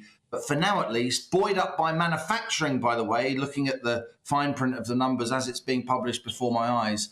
Manufacturing, Stephen, we're still the 8th biggest manufacturer in the world. It's still, 10% of our economy, still hugely important to local economies in the Midlands and the north of England, many parts of the country. Manufacturing did pretty well, and it's doing well, and this is good news, because the cost of the inputs that manufacturers use are now starting to fall. The materials that they use, the whizzy components that they use, they're actually starting to fall, not just increase in price less quickly, they're actually starting to fall. And that bodes well for headline consumer price inflation down the line. I mean, we're just talking at the moment about looking forward to a winter where we're going to be paying higher bills than we did this time last year. So do these figures give us cause for optimism? It's definitely good that we've got some, I wouldn't say buoyant growth, but some growth, some economic expansion as we go into the autumn and winter, Anne. But I was listening to that earlier item, of course. I'm an avid GB News viewer and listener myself. And this is something I've been warning about too. Last winter, energy prices were high, of course, in the aftermath of that Russian invasion of Ukraine. And yet it was actually quite a mild winter in terms of the weather. The weather may be harsher this autumn and winter, which means we need more gas to heat our homes. But it may not just be the weather, Anne, because as Katherine was saying there, we know that oil prices spiked up sharply over the summer from around $70 to $95 a barrel, pushing for $100 a barrel. Where the oil price goes, the gas price tends to follow. And this isn't happening because the global economy is going gangbusters and demanding more energy, pushing the price up. It's happening, I'm afraid, because of the OPEC exporters cartel working in conjunction with the Russians, deliberately putting less energy on global markets to keep prices high. There's a lot of geopolitical risk when it comes to our economy this autumn that may express itself as powers that are really hostile to the West, particularly when it comes to their approach to the war in Ukraine, as those powers turn the energy screw and make our life difficult. I'd like to tell you that that wasn't the case, but I'm afraid it is. We've had a really sharp increase in the oil price over the last few months. And if that continues, then energy bills could indeed be really, really tough this autumn and winter, maybe even worse than last year. All right, so break it down into something that we can get then. How does this play? And if our energy bills are likely to be more, at least for a third of us, but the economy is growing, even if only slightly, how does that then play into that ever ongoing battle against inflation? Well, the two things are linked, aren't they? If the economy is growing, that's obviously better for jobs, better for our wages. But if our energy bills are going up, then that, of course, takes away from the standard of living of ordinary people. But look, on the inflation front, if energy prices are going up, then that is going to push up the headline rate of inflation. I'm not saying it's definitely going to happen, but there's certainly a danger. And if the headline rate of inflation is pushed up, then the Bank of England is more likely to keep raising interest rates, which of course will squeeze mortgage holders and other people with personal loans. But look, this is a possibility. The energy price spike is a possibility. It's not nailed on by any means. In general, we've got good news here this morning. GDP growth is relatively buoyant. We're not going into a recession in the UK on this evidence, where we have 2 successive quarters of negative growth, of economic contraction. Germany, for instance, unfortunately, Europe's biggest economy, is in recession. So for now, at least, on the strength of these numbers, Stephen and Anne, the UK economy is looking pretty resilient, particularly our manufacturing sector. OK, Liam, good to see you. Thanks very much indeed. Good news, I suppose, for the Tories going into their conference the end of next week. Yeah, it all They'll helps. be very pleased with that. It does all help. Yeah, shall we talk now to the former Chief Executive of Energy UK, Angela Knight? A very good morning to you. First of all, your reaction to those figures. Good news to you too? Yes, actually, it is interesting, isn't it, that we are managing as an economy to do rather well in difficult circumstances. I mean, we all tend to sort of look introverted and think, oh, well, we can't be doing well, you know, others are doing better. But the reality is it's the other way around. Yeah. The UK economy is managing. And we had some earlier good news, didn't we, about the wages keeping up now with inflation. And that is very comforting as far as people are concerned. So, yeah, I'm looking ahead. I'm quite hopeful, actually. Yeah, but you see, you look at all of that, and then you look at the off-gem price cap coming down this weekend, and yet, because of the way the system works and because of the help we had last year, it still looks like more than a third of us are going to have higher energy bills, which just seems crazy, frankly. Yeah, I'm not sure that that's correct, actually. I mean, Liam Hannigan is absolutely correct that in the sense that something can happen. Somebody can walk into another country, as has happened with Russia and Ukraine. Russia and the Middle East may make some strong and negative actions as far as we're concerned. But if we do look at, and that may happen, it's not as likely as it was, though, I have to say. But if we look ahead at what it is that Cornwall Insights, for example, who is the best predictor which everybody uses of what is happening on energy prices, they're not really twitching. So they're looking at now the Q1 of 2024. That is, we'll have got through a fair whack of the winter by then, and they are predicting that energy prices will, broadly speaking, remain the same as they are at the moment. That is under £2,000 for the average household. So actually, despite the fact that there has been some spiking, that prediction is still there. Now, I do appreciate that there will be people who will be thinking about what on earth and how on earth they're going to manage. Now, there's two things hanging around there as well. There is that warm home discount, of course, and that's, I don't know, is it 3 million, 4 million people who benefit from it? And if anybody is on low incomes, they need to make sure that they are getting that if they're due. And there's also that additional cost of living benefit that comes through for another very large group of people who are on low incomes. So, there is assistance there, but there's not assistance for all of us. It's targeted at the poor elements of society. OK, well, Angela Knight, thank you very much indeed. We'll leave it there for the moment. That's Angela Knight, former Chief Executive of Energy UK. Thank you. If you're worried about the bills, let us know. gbviews@gbnews.com. We'd love to hear from you. I just think we all need to be on alert, don't we? That, the headlines say the prices are coming down. The reality may be different. It won't feel that way, I think that's for certain. It definitely won't feel that way. Pray, I suppose, for a mild winter. At the moment, the weather is quite mild. Over to Alex Deakin. Good morning, I'm Alex Deakin. This is your latest weather update from the Met Office for GB News. A fine Friday for the vast majority. Brighton, a bit breezy, sunny spells, a few showers here and there. Starting off with a little bit of rain across East Anglia and the southeast. Quite wet last night, wasn't it? But that rain has mostly cleared away. We've still got plenty of showers packing in across the Highlands, the Western Isles and the Northern Isles. Staying blustery here. A few scattered showers for Northern Ireland, maybe the odd one for northwest England and Wales. But most places, certainly in the south and east, will stay dry. A bit more sunshine compared to yesterday.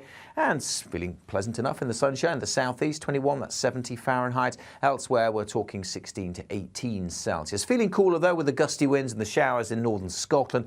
They'll keep going well into the evening. For most, though, it's a fine evening. Lengthy, clear spells as well. That will allow it to turn a little chilly, a bit colder certainly than last night. And we're going to start the weekend in single figures in many locations and well down into single figures in the countryside. So yes, A bit chilly first thing on Saturday morning, but most will have a fine start to the weekend. Still quite blustery in the Northern Isles, still a few showers here and across the Highlands, but for most a fine dry start to the weekend. Further west we will see a change, clouding over for Wales, Northern Ireland, outbreaks of rain coming in here, and the winds will pick up too across Western England, Northern Ireland and Wales, and that wet and windy weather pushes into southwest Scotland later on. Many central and eastern parts will stay dry, and in the sunshine of the southeast, 20 degrees. Yeah, I don't know what to do about all of that, looking at the weather and anything else, really. I'm a bit discombobulated this morning. That's because you drove through rain, I think, to get here. Yeah. And that's miserable. It was miserable. Still will be putting the heating on when I get home. Never mind, you'll be able to cheer up soon. I will. Paul Coit will be here telling us all about the Ryder Cup, which is beginning in Rome. You're watching GB News. What you get for breakfast is something that, if we do our jobs right, you will wake up to news that you didn't know the night before. It's a conversation. It's not just me and Eamon. We want to get to know you, and we want you to get to know us. From 6, it's Breakfast with Eamon and Isabel. Monday to Thursdays on GB News, Britain's news channel. Westminster is going around in ever-decreasing circles, followed by the media. Britain is broken. How on earth did we get into this mess? But more importantly, how do we get out of it? Join me at 7 p.m, Monday to Thursdays on Farage, here on GB News. We will have open, rational debate. We've got to work out how Britain moves forward from this. Join us here on GB News, the People's Channel. Britain is watching. Join me, Andrew Pearce and Bev Turner, Monday to Thursday, 9:30 a.m. Who benefits from that? Not the British public. And on Fridays, join us, Tom Harwood and Ellie Costello from Britain's Newsroom. That's what you get with this show. That's fantastic. If it's happening, we're talking about it on Britain's Newsroom. GB News, Britain's news channel. GB News, unlike other broadcasters, isn't obsessed with the London-Westminster bubble. We think there's a nation beyond the M25, and that's why we talk about the issues that matter across the land. Join me on State of the Nation, 8 to 9 o'clock, Monday to Thursday, on GB News. Daisy's listening, and you should too. People in Britain, they love free speech, but they also love fair play. I don't care if I'm speaking somebody from a trade union, from the Labour Party, somebody from the SNP. And I think the viewers like to see that actually we can challenge one another, but in a positive way. We think we ask the questions that people want to ask, and often we ask the questions that we wanted to ask in Parliament but never got the chance to ask. So join us every Saturday, 10 a.m. till noon on GB News, Britain's news channel. Nightmare commute. Kick it up a gear with me, Patrick Christie's, at drive time, 3 till 6 p.m, Monday to Friday on GB News Radio. You can listen online and on DAB+, on the smart speaker app, and on the GB News app. And if you've got an Alexa, all you have to say is, Alexa, play GB News. We're also on TuneIn and the Radio Player apps. From the school run to rush hour, get revved up with me, Patrick Christie's, on GB News and GB News Radio. So Jubes and Kerr, we tackle the issues of the day with real robust debate, both sides of the fence, battling it out with me in the middle with my forthright opinions and views. And often really interesting things happen because you start with a position and then by the end of the debate you find actually, well, I might not have thought about that one. What we need in this country is 2 new political parties. You should maybe think about doing a 2024 calendar. I'm Michelle Dewberry and I'm keeping you company right through until 7 o'clock this evening. GB News, the People's Channel, Britain's watching. The Live Desk with me, Mark Longhurst. And me, Pip Thompson. It's here Monday to Friday on GB News. From midday, we'll bring you the news as it breaks, whenever it's happening and wherever it's happening, from across the UK and around the world. Refreshing, feisty, but with a bit of fun too. If it matters to you, we'll have it covered on TV, radio and online. Join the Live Desk on GB News, the People's Channel, Britain's news channel.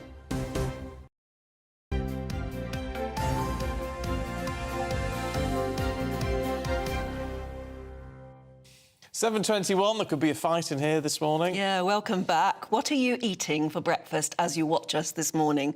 Steve says, I have my breakfast in bed on a weekday and it's always cooked and delivered by my lovely wife. 2 fried eggs on toast with brown sauce and a cup of tea. You could be in trouble. And it's not, I'll tell you, Steve, and he's not impressed by that. Well, you know there may be a reason. There may be a reason. Bill says, I love having kippers for breakfast. I get round the smell problem by cooking them in the garden on a single-burner camping stove. Thomas said, if you're worried about the smell, cut an onion in half and leave it on the worktop. Apparently that soaks up the smell. Apparently. But James in Nottingham... Oh, God, James. Says the best breakfast is grilled pig's kidneys, boiled in gravy and served on thick toast with crispy bacon. Okay, you are a meat eater. I mean, I feel absolutely However, sick. Penny has a vegetarian sort of, vegetarian breakfast. Fried tomatoes, mushrooms and halloumi. Yummy. That sounds really nice. More like it. Yeah. Anyway, keep your thoughts coming through. At 7:23, let's have a look at some of the other stories heading into the newsroom today. Well, the government is on course to oversee the biggest tax-raising parliament since records began, and that's according to the Institute for Fiscal Studies. The think tank claims by the next general election, taxes will have risen to around 37% of national income. That would be a level not seen since 1948, just after the Second World War. Well, responding to that report, the government says the most effective tax cut we can deliver is to drive down inflation. The family of 15-year-old girl Eliane Anden, who was stabbed on her way to school, has been to the scene where she died. They joined well-wishers and friends for prayers and a vigil. Her parents said they were struggling to comprehend the tragedy. A 17-year-old boy was later arrested and is still being questioned by police. And from today, train drivers will work to rule with no overtime, and that comes ahead of 2 days of strikes. Members of the ASLEF union at 16 train operators in England are embroiled in a very long-running dispute now over pay, with no sign of a breakthrough. The leader of ASLEF, Mick Whelan, said the industrial action could continue until Christmas, and the next round of strike action coincides with the Conservative Party conference.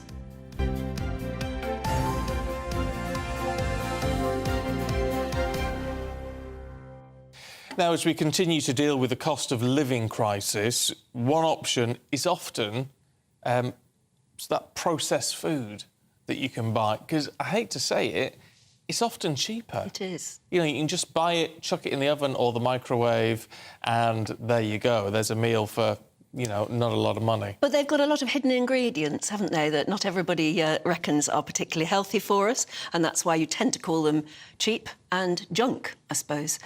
Well, we're going to have a debate on this now, because we will, any minute now, we're going to be joined by a nutritionist and a restaurateur who I think may have, well, different opinions. Really? Well, you'd expect sounds them like maybe to agree with each other on this. We shall find out. Do we have them yet? We can go to... we can talk to our nutritionist to begin with, then, Rhiannon Lambert. Good to see you, Rhiannon. Look, you can see why people are going for this sort of food. Is it necessarily as bad as we're led to believe? Good morning. I think it's such an important discussion to have because, of course, there have been a lot of headlines about the term ultra-processed foods, and a lot of people now, their diets are mainly processed. You know, if we even look at a can of chickpeas or a slice of bread, that is technically processed food. So not all processed food is bad for us. I think the message here is really that convenience has become such a part of our lives that more and more of us, alongside the cost of living crisis, are turning to these items of food to define for you all. Ultra-processed food is something that's very high in saturated fat, salt and sugar. Whereas minimally processed things, like I use the can of beans as an example, obviously isn't bad for us, a good source of fibre, a good source of protein. And what we're doing is using more and more of these junk food items, ultra-processed food items, and less of the cooking from scratch vibe, which has caused, of course, a problem with a lot of people suffering from poor health from consuming these items too often. But if you were to have them once at the weekend, once or twice during the week, they're not so bad for us. I think we're also joined now, yes, there by Giancarlo Caldesi, restaurateur that we know very well. It's lovely to see you. Hello. A lot of people watching will say, yes, but processed food is the cheapest option, and right now we have to watch our purses. What would you say to that? Because I would imagine you might say, you don't have to spend much money to eat really well and eat very healthy food. Well, first of all, we start with a new generation of kids today where is the food presented to them is far too available and far too plentiful. To cook food from scratch actually is not as bad as it looks. It really isn't. And first of all, there's many benefits of cooking food, fresh food. One is your gut health. The gut health is the most important part of our lives.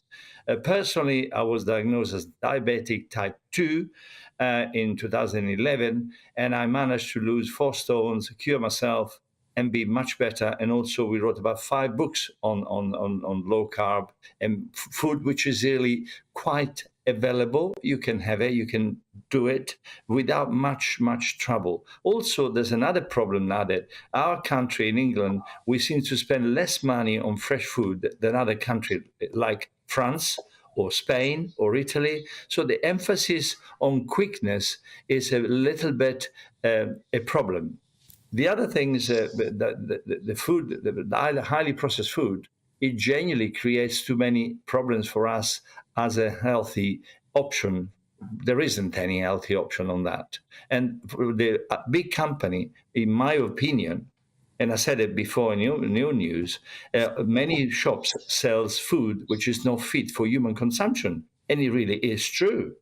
But we need to get that on board and understand it, that really educating people to cook a little bit, it will be much more advantageous for everybody's concerned. It is really a massive problem. Oh, look, I mean, look, Rhiannon, you can...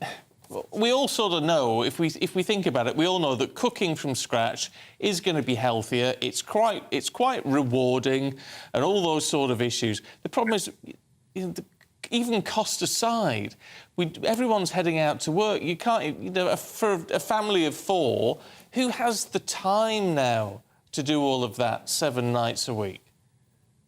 Well, this is one of the biggest concerns we face in my nutrition clinic. And of course, I completely am a fan of let's cook more from scratch. But we also have to be quite realistic of different people's lifestyles, barriers to cooking, like you said, time. And it really is a sad situation. But perhaps what we should be doing is prioritizing our health now. We need governmental support here. I'm not just saying it's on the individual. This is a very big debate here. We're talking about the nation's health. And I think everyone deserves access to healthy food. They deserve to be able to afford fresh ingredients to cook that food and have the time.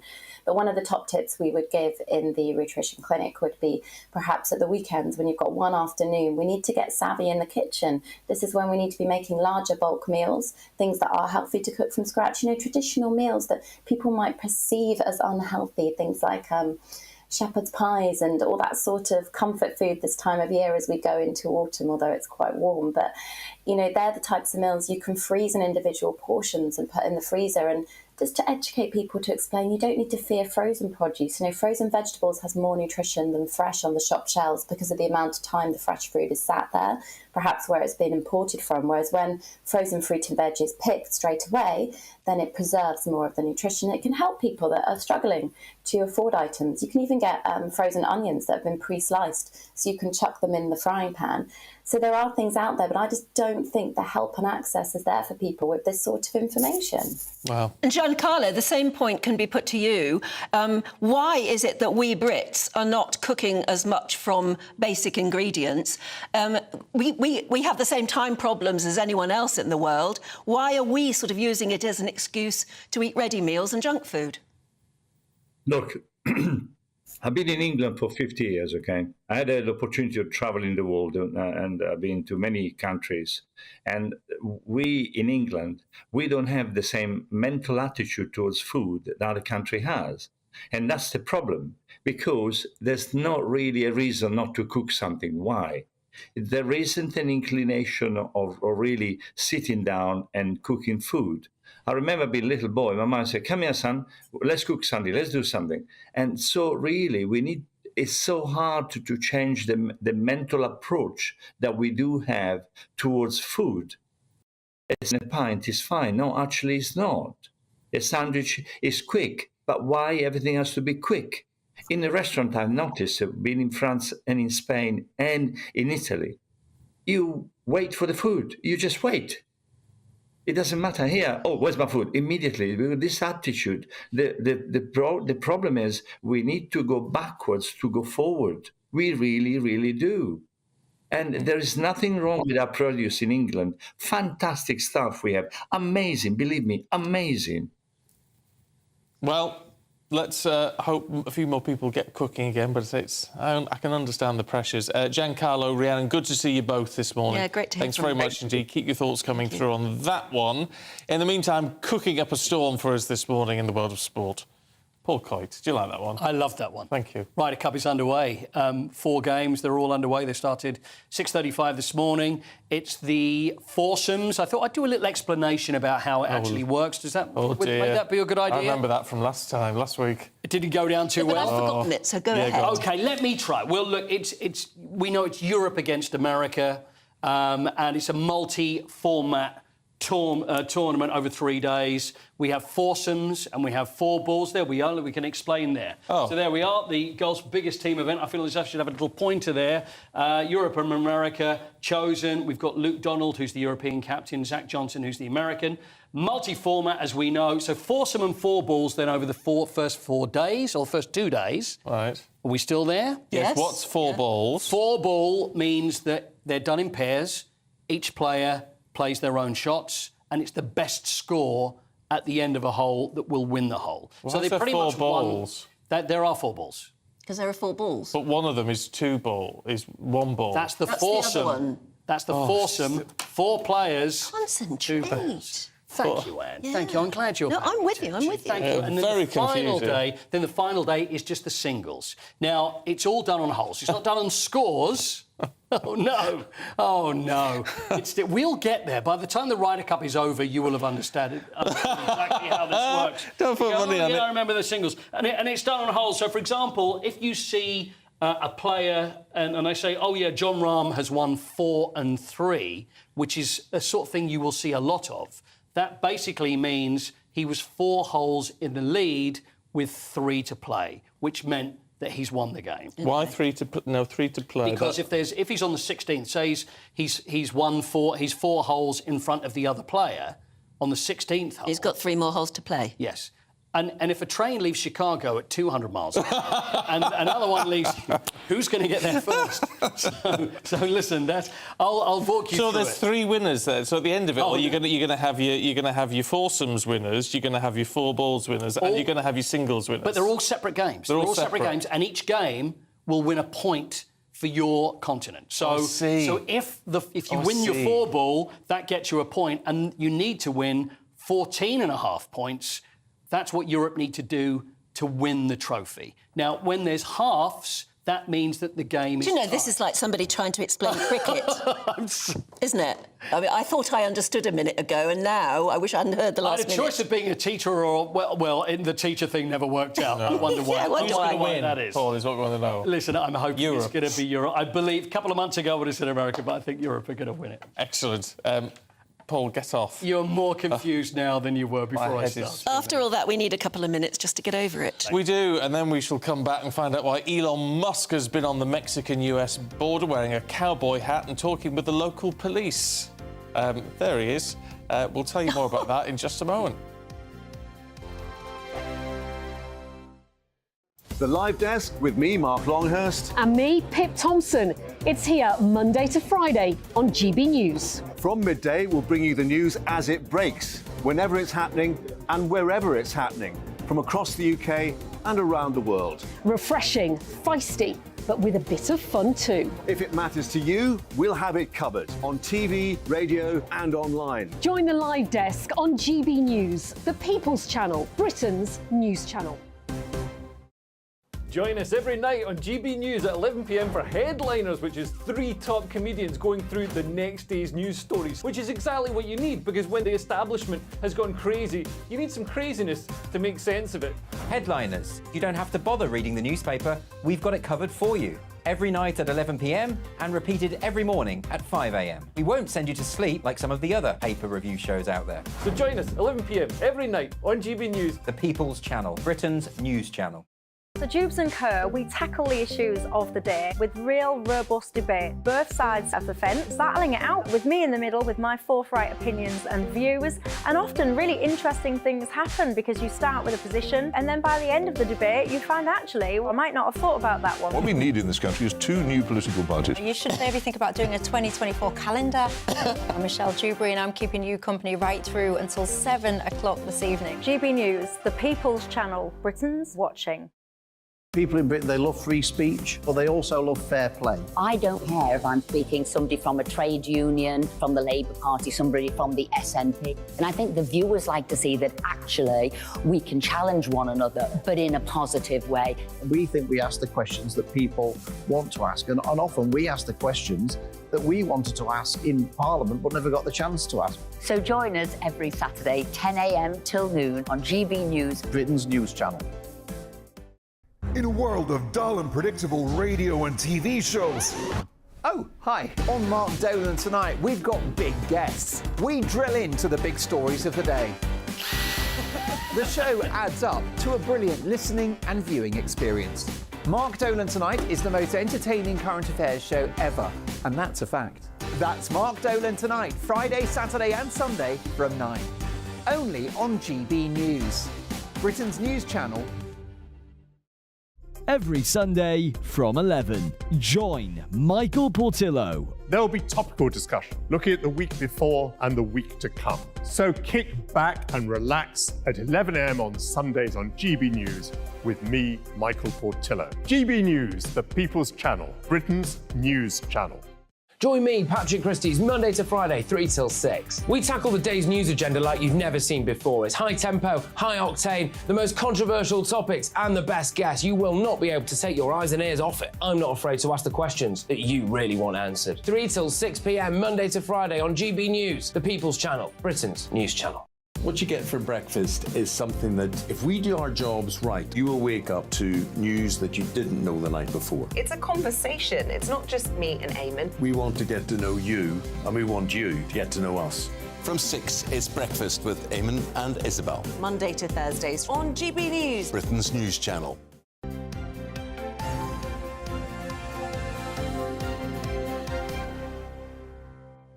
7:39, you're watching and listening to Breakfast with Stephen and Anne. Yeah, and we have been joined by our headline makers this morning. And you wouldn't believe what we've been arguing about in the last couple of seconds. But with us now is GB News' senior political commentator Nigel Nelson and former Conservative advisor Claire Pearsall. Yes, so we'll give them something to chew over in a sec as we look at the cost of living crisis, which is, sadly, far from over. More households facing higher energy bills this winter, apparently, despite a reduced price cap coming in this weekend. Well, joining us now is the Economic Secretary to the Treasury, Andrew Griffith, and a very good morning to you. Thanks for joining us. Today's latest figures out from the Office of National Statistics, I don't know if you've had a minute to see them, but you would presumably be taking that as very good news. Yeah, the statistics show that the economy is 2% larger than it was when COVID started. So that's good news. It means that our economic plans are on track. The UK avoided recession. The priority for us right now is to bear down on inflation. That plan is also working. We're on track. We've got to stay focused on that because that's an invidious tax rise that hits across the whole economy, which is why we're willing to make tough decisions to deliver that reduction in inflation, which is the path to lower interest rates and people having a better standard of living. So they are good results today. They show our economic plan is on track, and we will continue to focus on doing that to deliver people that benefit.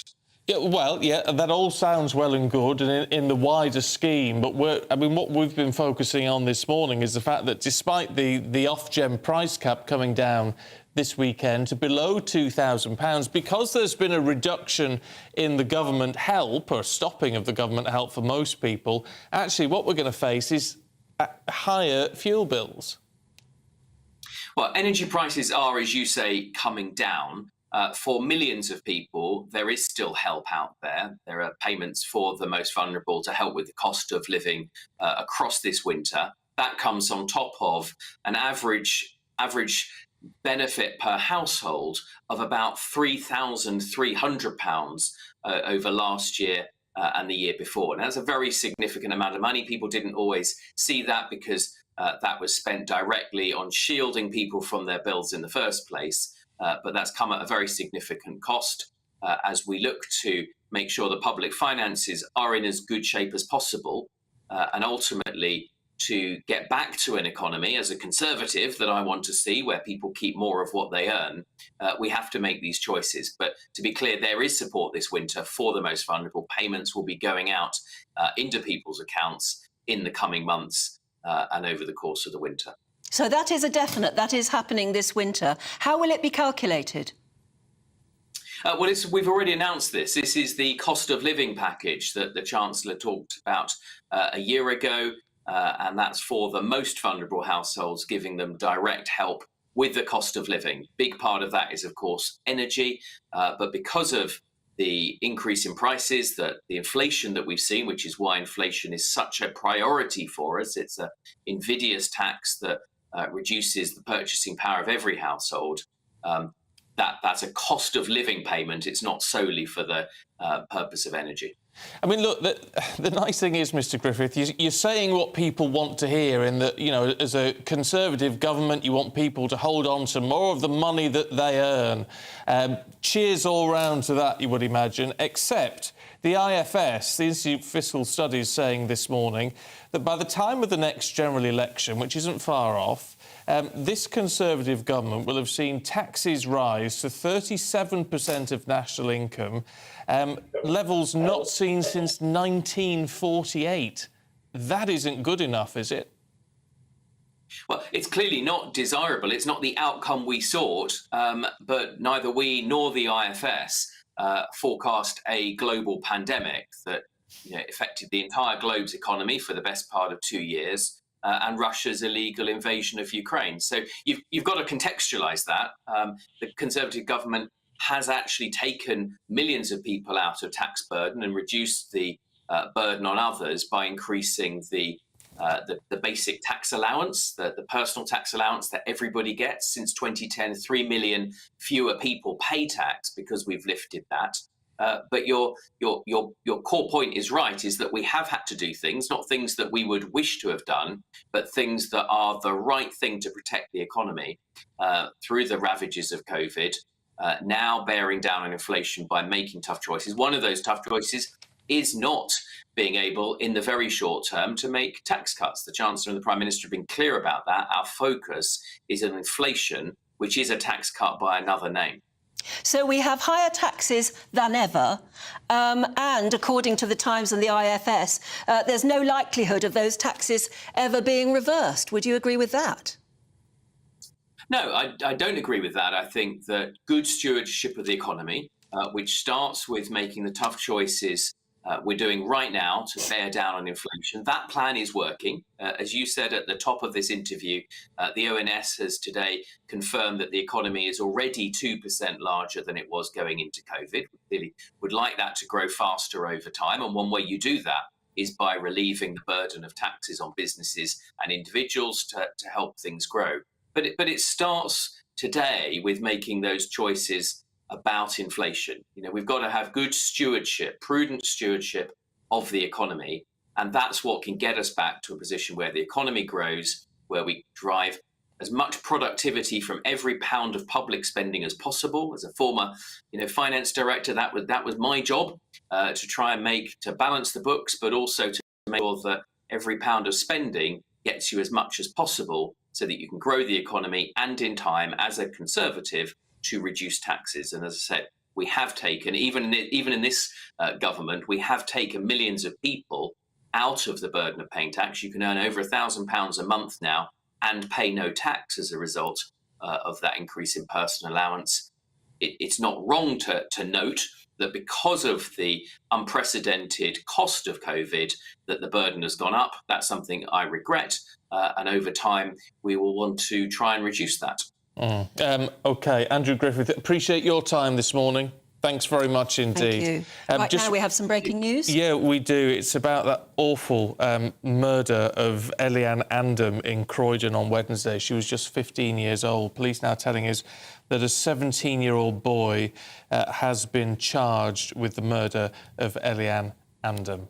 So we'll bring you more details on that as we get them through. But that 17-year-old boy has been charged with the murder of Eliane in the last few minutes. Let's return to Nigel and Claire. What did you make, Claire, of what Mr Griffith had to say? I got the impression you weren't entirely convinced.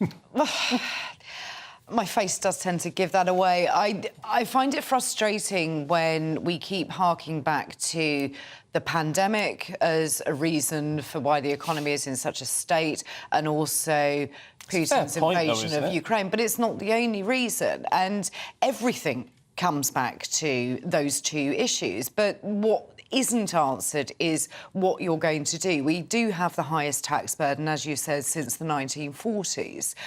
I think it's unlikely to come down any time under a Conservative government, and that really pains me to say, because I think once you increase taxes, people are spending more.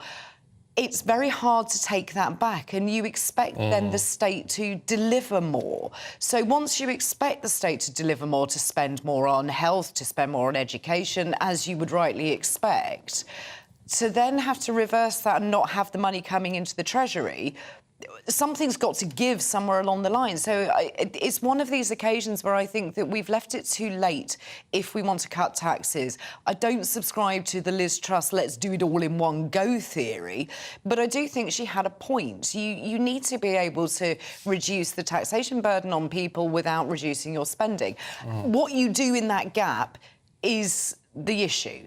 And that's what she hadn't costed out. But I find it sort of profoundly depressing that we're having this we must be prudent approach without any further insight into what the government is going to do in the future. Nigel? I thought that's a rather good analysis, I thought, of where we stand. I mean, what Andrew Griffith was talking about was not tax. The tax burden is not caused by COVID or the Ukraine war.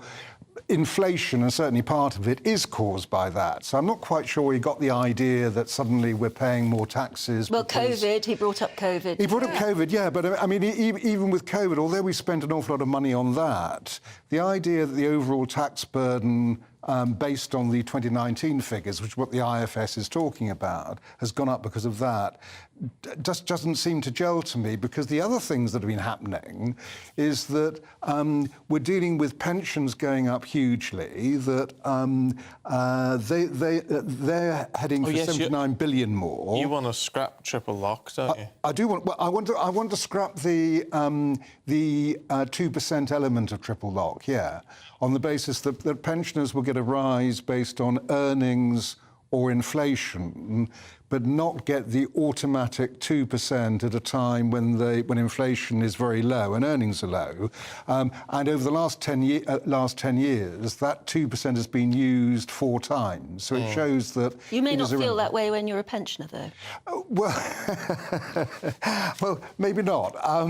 But I still think that we've got to do something about pensions getting out of control. And also there's the element of fairness there. We've had a situation now that because of inflation being 10% at the end of last year, pensioners got a 10% rise, that working people got 4 or 5%. That seems to me that we're losing the sense of fairness. And as the ageing population grows, that also means that where we have 3.5 working people paying for pensions now, we're going down to 2.5. It becomes unsustainable, doesn't it? Yeah, I know there is a myth around that people have paid in their pensions, therefore they should have the money. Well, of course, they haven't. They were paying for the previous generation of pensioners. Yeah. Should we have a look, because we teased it a little bit earlier on, a bit of Mr Musk? Yes. Claire, the richest man in the world has been down to the town of Eagle Pass. What's he been doing? This is right. So this is Elon Musk, very, very rich individual, going down to look at the migrants crossing the border from Mexico across the Rio Grande and into the United States. What's interesting is his slightly different take on this is that he is actually more pro-migration, pro-immigrant, but he doesn't want people breaking the law. And I find myself in the unusual circle of agreeing with him on this.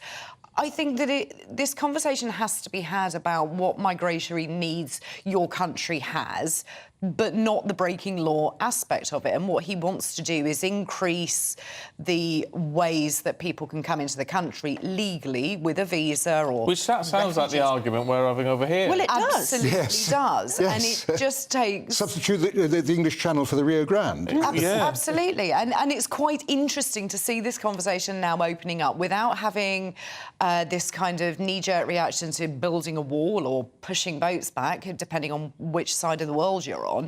It's interesting that somebody is looking at it by saying, these people are breaking the law. How can we stop that? Well, actually, we've got some video of what he actually is saying. Here's Elon Musk with his solution to the crisis.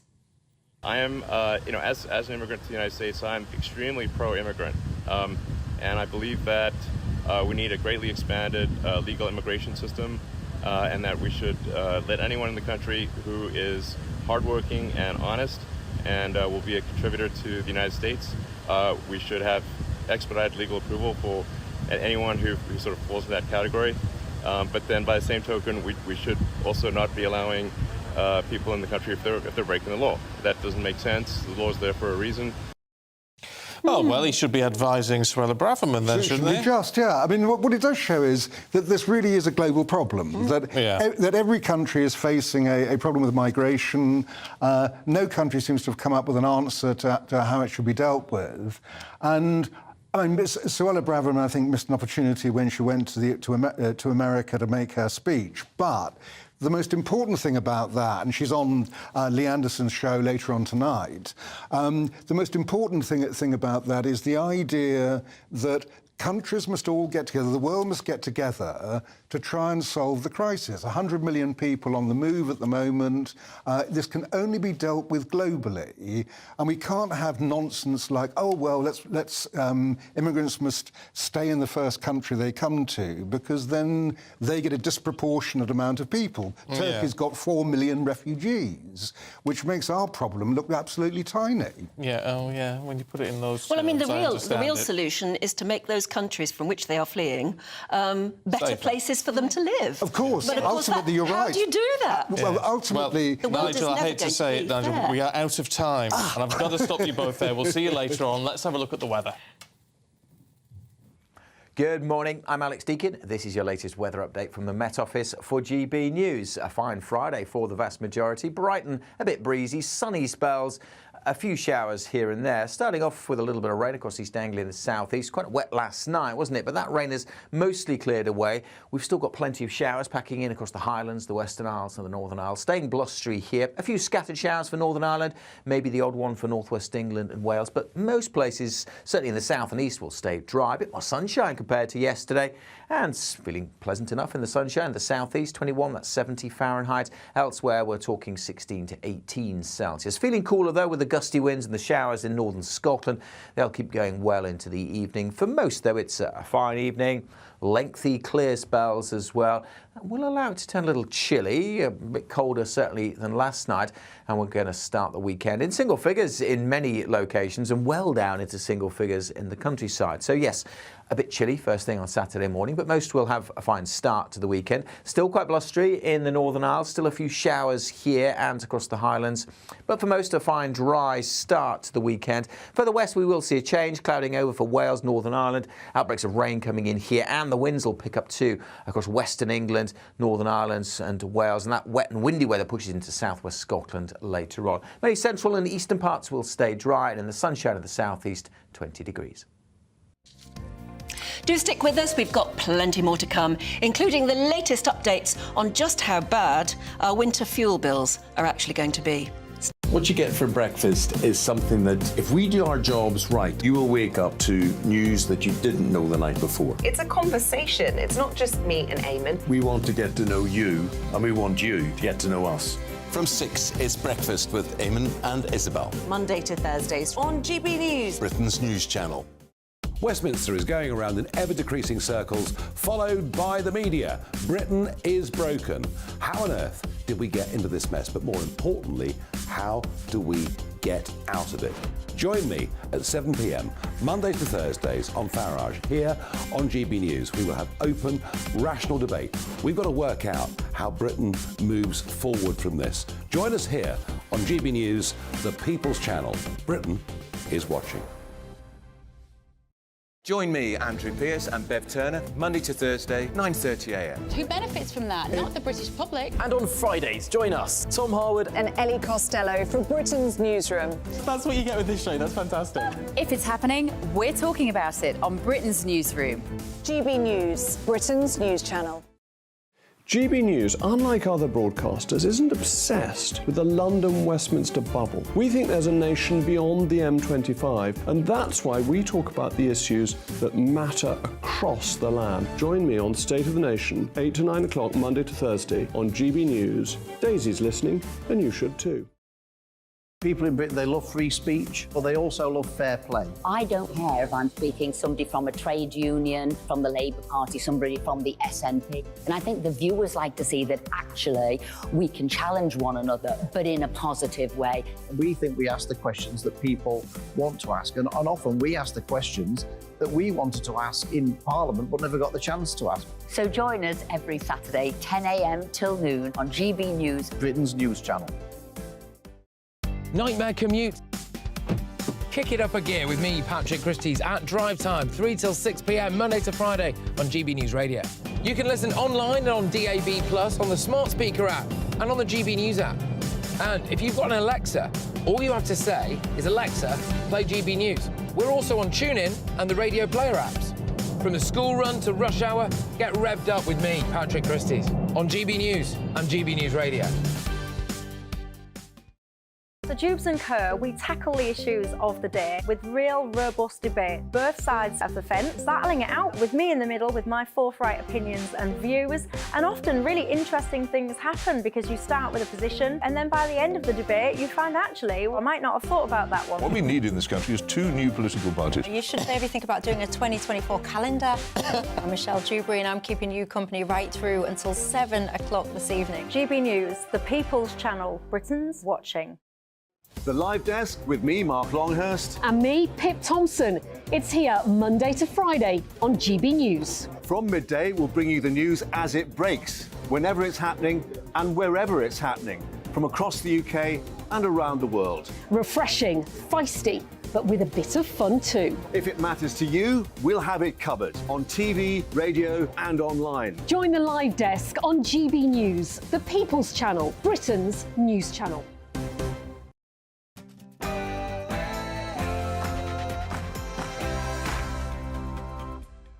Good morning to you. It's 8 o'clock on Friday, the 29th of September. Today, household energy bills could be even more expensive than last winter. The government's under pressure from campaign groups and MPs to introduce more financial support to help rising energy bills, despite a cap on what we can be charged.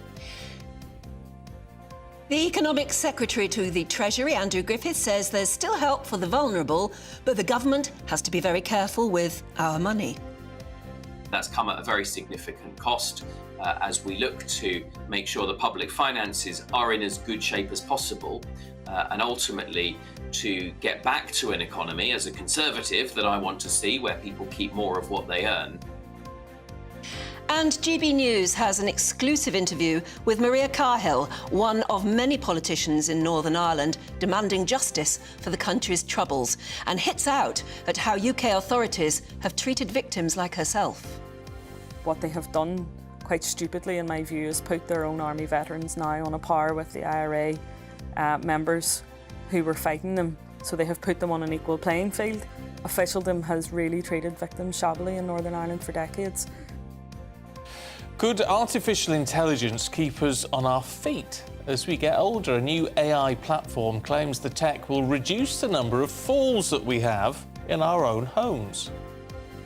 And of course, Alex will have your latest weather update. Rain wake you up last night? Will there be any more today? Actually, for most, it's looking like a fine Friday, although it will be blustery with some showers in northwest Scotland. Join me later for a full forecast and a peek into the weekend. Paul Coyte's got your sport. 44th Ryder Cup has begun in Rome. Currently, Europe are 3 up, with Fleetwood Mac all square. I'll explain that to you in a minute. Oh, good.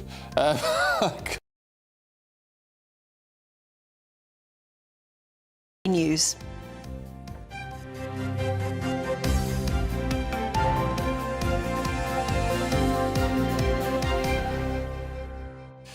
Well, cutting down this tree has got you going. And I can understand why people are angry. I really, really can. I mean, this is who I think I agree with more than anyone, Phil, who says whoever cut the tree down is simply a moron. Yeah. That's one of the headlines on one of the papers, isn't it? There we are. Oh. It's the Daily Mail. Moronic. And I think that's probably how most of us feel. Yeah.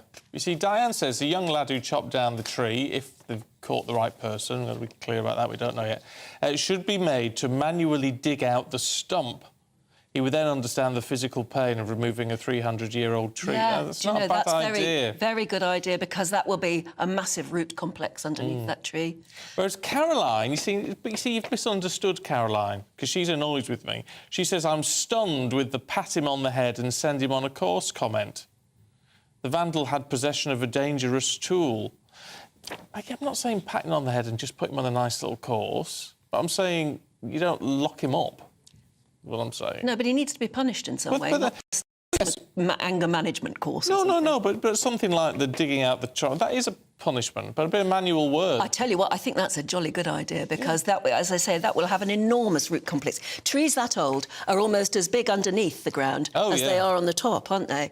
And maybe it would give him some sort of understanding that that was a living organism that he just cruelly cut off. Absolutely appalling. But, just keep it in perspective. Absolutely. We've also been talking about breakfast and why we always talk about breakfast being the most important meal of the day. Well, Jan says it was Kellogg's who invented the most important meal of the day slogan to sell their cereal. I wonder if that's true. There you go. I bet it is, And all these things, they get sort of sucked into lore, don't they, that you think, but it's just a marketing slogan. Absolutely, yeah. Helen says there's nothing better than a weekend away in a good old British B&B that serves kippers for breakfast.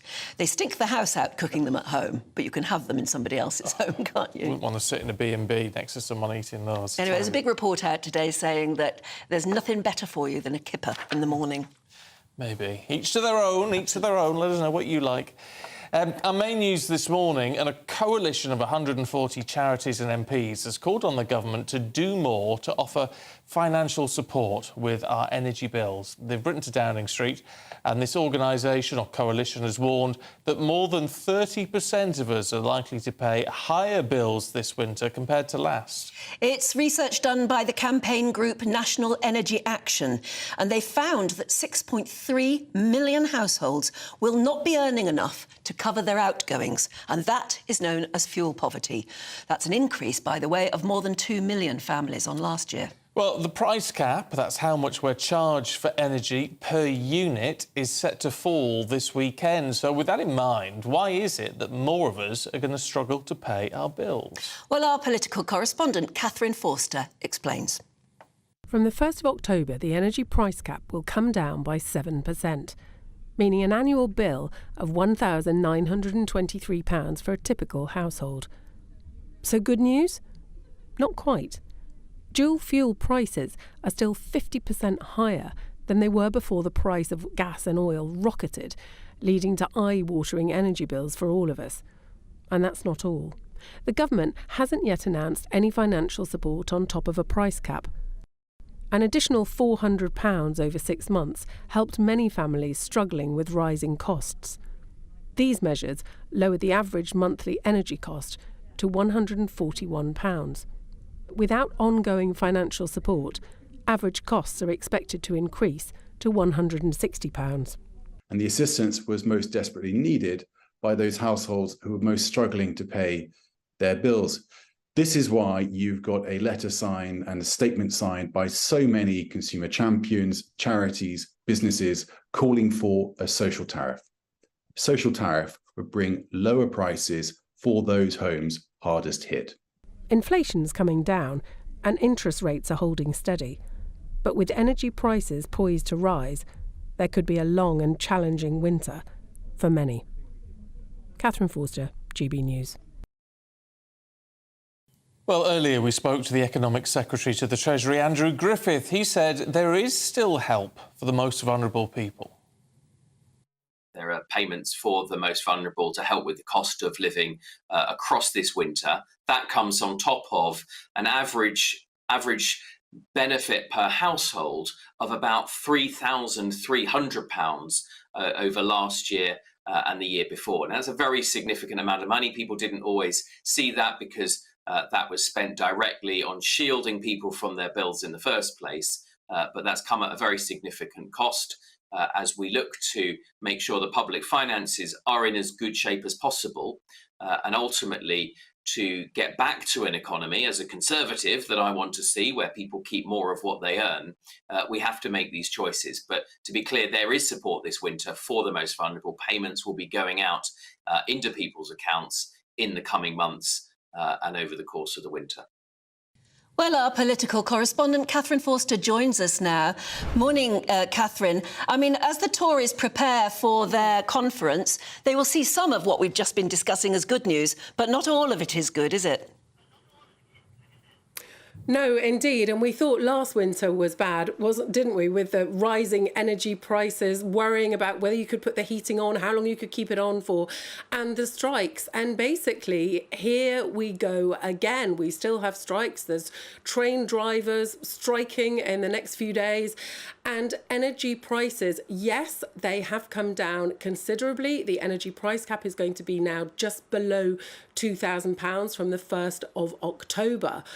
But most people will still find that these prices are very, very high. Now, go back just a couple of years to before the Russian invasion of Ukraine. The average bill was about £1,300. And now we have this energy price cap at just under 2,000. So energy prices have gone up by well over 50% in the space of a couple of years. And certainly, although they were much higher last year, the government spent a lot of money, didn't it, on their energy price guarantee, which kept the price cap lower. And then they also gave all households an additional £400 of support to cushion them to some extent. Now, that is not happening this year. The government is keen to stress the support that they are giving to vulnerable households in terms of cost of living payments. Senior citizens will still get their winter fuel payments, which vary between about £250 and £600. But this coalition of 140 charities, businesses, MPs, people like Martin Lewis from Money Saving Experts, organisations like Scope, like Age UK, National Energy Action, saying that more help is needed because vulnerable people, yet again, are going to be making a choice between heating and eating. And we know that in the winter, when it gets cold, the risk of death fundamentally if you are not keeping yourself warm enough, and also the impact on the NHS. If people are not keeping warm, they end up getting sick, going into the NHS and placing a big strain on public services. So another difficult winter ahead, it looks like. OK, Katherine, thanks very much indeed. Let's have a look at some of the other stories heading into the newsroom this morning. And the Metropolitan Police has said a 17-year-old boy has been charged with the murder of 15-year-old Eliane Andam, who was stabbed to death in Croydon, South London on Wednesday. The teenager can't be named for legal reasons and will appear at a youth court later on today. The government is on course to oversee the biggest tax-raising parliament since records began. That's according to the Institute of Fiscal Studies. The think tank claims by the next general election, taxes will have risen to about 37% of national income. That would be a level not seen since 1948, just after the Second World War. Responding to the report, the government says the most effective tax cut we can deliver is to drive down inflation. From today, train drivers will work to rule with no overtime, and that comes ahead of 2 days of strikes. Members of the ASLEF union at 16 train operators in England embroiled in a long-running dispute over pay. Doesn't look like there's any breakthrough on the cards as yet. Their leader, Mick Whelan, has said industrial action could continue until Christmas, and of course this next round of strike action is coinciding with Conservative Party conference.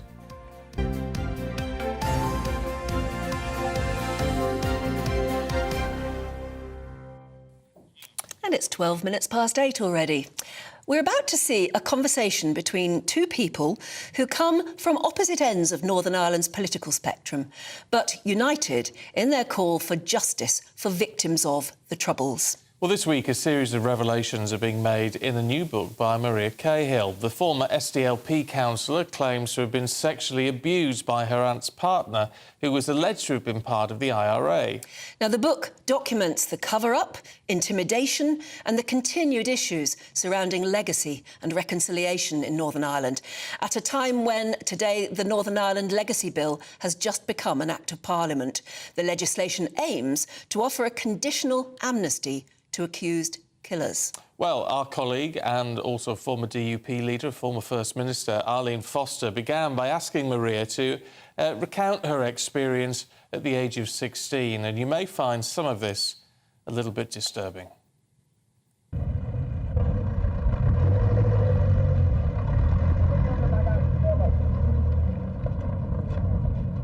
I think I had 2 or 3 tins, and I was drinking half of them to try and keep up and putting them down, and I became groggy and fell asleep and woke up then to I was being abused by this individual, and I was extremely frightened by it. I think it took a few seconds to catch on really what was happening, and I've tried to explain in the book that kind of dilemma that you have in your head, that you have to, your brain almost races in a split second, few moments, because you have to decide very quickly what you're going to do, and automatically I decided then that I was going to pretend to be sleeping. So that was my method, if you like, of just getting through each incident, and that it became a pattern of behaviour then as that went on. The IRA didn't actually come to me until 1999, so it was October, November, and they knew that there were children in and out of that house at that time, but they decided in their own kind of warped morality that they couldn't really approach me before I turned 18. So they waited, and I turned 18 in May, and they came then in October, November. So I just finished doing my A-levels when a woman appeared. So you didn't make a complaint to the IRA. The IRA came to you and decided that they were going to investigate, in inverted commas, what had happened. Tell our listeners and viewers what form that investigation took. They didn't actually tell me initially when they did come. You know, they asked me, or told me rather, to come to a meeting that night, and when I asked what it was about, she wouldn't tell me. So this investigation went on, sometimes you were interrogated every day, went on for months. And then I think the pinnacle of it all is when you're brought into a room with your abuser, into a small room, and he faces you. The millennium had just happened, and we're into March, and they decided that they were going to give me these options, if you like. And thankfully I wrote them down at the time, you know. So there were a few things. I could withdraw the allegations. They could go and put the allegations, then this is all their terminology, to them. And one of the things which they decided as an option, which they then decided they took, so they chose it, if you like. So they said, oh, we had a number of options that we've been considering, but actually this is what we're going to do, was what they called a confrontation. And in, again, the IRA's warped kind of world, they decided that sometimes they could read people's body language to see who was telling the truth. Now, that sounds completely ridiculous now, but in all seriousness, at the time, that was, you know, what they were. So bring two people together and then try and read how they react to each other. Almost like a court. And the first thing he did was he took his trainer off, and he joked with the other individual and said, don't be mine, I hope you're not going to joke about my smelly feet, or some off-the-cuff comment, you know. Breach sat with a pen and a piece of paper, and basically then this confrontation happened between me and him, where he was basically allowed to tear strips off me. So he was shouting, you know, you're wired calling up, you names, yeah, you're a liar, and what have you. This didn't happen, whatever. So I found that hugely damaging, and I still find it hugely damaging. I mean, you have sought justice through a system, and this book is a real credit to you because you've told the whole story in a very moving way. But if they won't come forward and say that that investigation took place and what happened to you took place, what does it mean for the wider situation in Northern Ireland? And indeed, the fact that Sinn Féin is on course to be in government in the Republic of Ireland. At the point when I then did go public, Gerry Adams wrote a blog where he admitted that the IRA had moved and shot and expelled sex offenders, his words.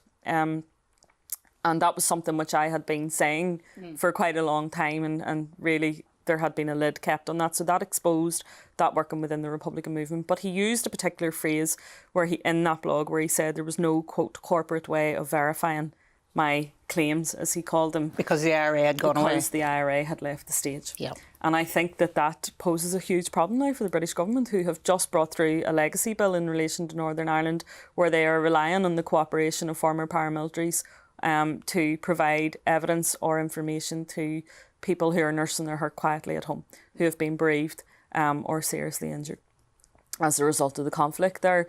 If the IRA have gone, I don't believe they have, but yes. Gerry Adams is arguing that they have. If they have gone and we follow the Republican movement's logic here, and there's no corporate way then of verifying anything anybody has been involved in, then no Republican will come forward in any legacy case to provide any meaningful information or resolution for anybody. And the British government have gone on a huge exercise here, which really has protected its own army veterans, I think. I mean, that was obviously the reason that the legislation was brought in, because they felt it was unfair. Mm-hmm. And I think what they have done, quite stupidly in my view, is put their own army veterans now on a par with the IRA members who were fighting them. So they have put them on an equal playing field. Officialdom has really treated victims shabbily in Northern Ireland for decades, you know, but then when you then try to seek some sort of justice resolution or accountability for it, every door is closed to you. And I think that is a really, really unfortunate state of events. Gosh, wow. In another GB News exclusive interview, a police officer who shot an IRA terrorist in 1991 opened up on how his life has been ruined by years of legal battles. Yeah, earlier this month, a man whose identity has been kept secret and is known just as Officer B told us that he hoped the Northern Ireland Legacy Bill would help him get his life back. He's faced 6 investigations, which have all found his actions were justified. It's like an ongoing nightmare for all, isn't it? Let's speak to the... Oh, no, hold on. Let's have a listen into that. We've got him here. Most of my anger is against the police ombudsman, because for 7 years and 1 month, until the PPS said there was no case, I've been under this cloud for 7 years and 1 month, and it's not pleasant. I live in fear for my life, because during that period of time, police ombudsman informed me and the police that all my details had been given to the solicitor practice who's representing the family. A dossier of information. They had my picture, they had my name, they had my mobile phone number, they had my address, they had my company name and where I worked. As I said, an ongoing nightmare for all, it seems like, doesn't it? Let's speak to the former leader of the DUP and, of course, former First Minister, Arlene Foster. Morning, Arlene. Wow, that was a powerful interview, I must say. But I think to those of us who weren't brought up or living in Northern Ireland during the Troubles, it's very difficult sometimes to understand whether reconciliation and forgiveness can ever be found. What do you think? Well, I think we all hope that reconciliation and forgiveness can be found, but to do that, you have to be truthful and you have to acknowledge what happened in the past. And I think the fundamental issue with this book that Maria Cahill has just brought out is that one of those organisations that was engaged in murder and sexual abuse and killings refuses to acknowledge what happened in the past. And indeed, the leader of Sinn Féin in Northern Ireland has said there was no alternative to what happened. in the past during those awful years of the Troubles. So what this book does actually is that it blows the lid of what was happening in a very Republican area of Northern Ireland. There was essentially an alternative justice system running alongside the justice system which those of us who lived in other parts of Northern Ireland would have gone to. And it's a hugely well-written book, very readable. And I think that Maria has done a great service, because not only is she coming forward with what happened to her, and she has an amazing strength, I have to say, guys, but she has also enabled others to come forward as well and say, well, actually, it happened to me as well, and we didn't feel strong enough to come forward, but we're coming forward now. And you can understand why some people don't want that line to be drawn. They still want justice to be carried out. And yet we've got to look to somewhere like South Africa, haven't we, and their Truth and Reconciliation Commission, which was incredibly difficult but did work. And perhaps getting something like that in place may help former members of the IRA to actually speak the truth. Well, unfortunately, there's a couple of things there, Stephen. Their own code forbids them from coming forward from and giving details of what happened in the past. So their own code prevents that from happening. And also, in the book, it's acknowledged that Gerry Adams, the former leader of Sinn Féin, has said that there's no corporate way of verifying because the IRA has moved off the stage, in his words. So he's basically saying we've no way of saying what happened in the past because they're not there anymore. There are many, of course, who will say that the IRA Army Council is still in existence, and that includes the Garda Commissioner in the Republic of Ireland and indeed our former Chief Constable as well. So will this new Northern Ireland Legacy Bill actually achieve anything, or will it stand as a barrier to some truths coming forward? Well, I think the difficulty is that one side, if you like, and I hate using that terminology because in some way it gives equivalence, and there's no equivalence between members who were protecting people in Northern Ireland and those who sought to murder and maim. But the IRA and paramilitaries will not come forward and give that evidence. So the people who are coming forward and giving the evidence to this commission will all be veterans who were here serving in Northern Ireland. And so it's very unbalanced. And I think that's the difficulty with this new system. Certainly the system that went before was unbalanced, and therein lies the difficulty. This was an attempt by the government to try and deal with the inequality that was happening, because the Belfast Agreement didn't deal with these victims' issues, and that's 25 years ago, coming on 26 years ago. And as a result of not dealing with those difficulties at that time, we are still living with the problems of the past in Northern Ireland. OK, Arlene, as always, good to talk to you. Thank you. Right, and at 8:24, I think it's time to catch up with the weather.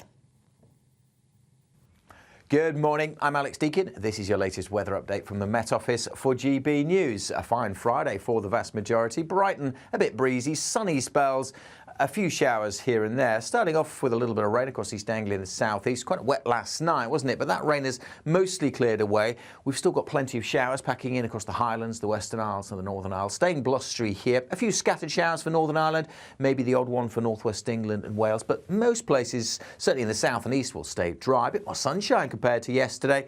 And feeling pleasant enough in the sunshine. The southeast, 21, that's 70 Fahrenheit. Elsewhere, we're talking 16 to 18 Celsius. Feeling cooler, though, with the gusty winds and the showers in northern Scotland. They'll keep going well into the evening. For most, though, it's a fine evening. Lengthy, clear spells as well.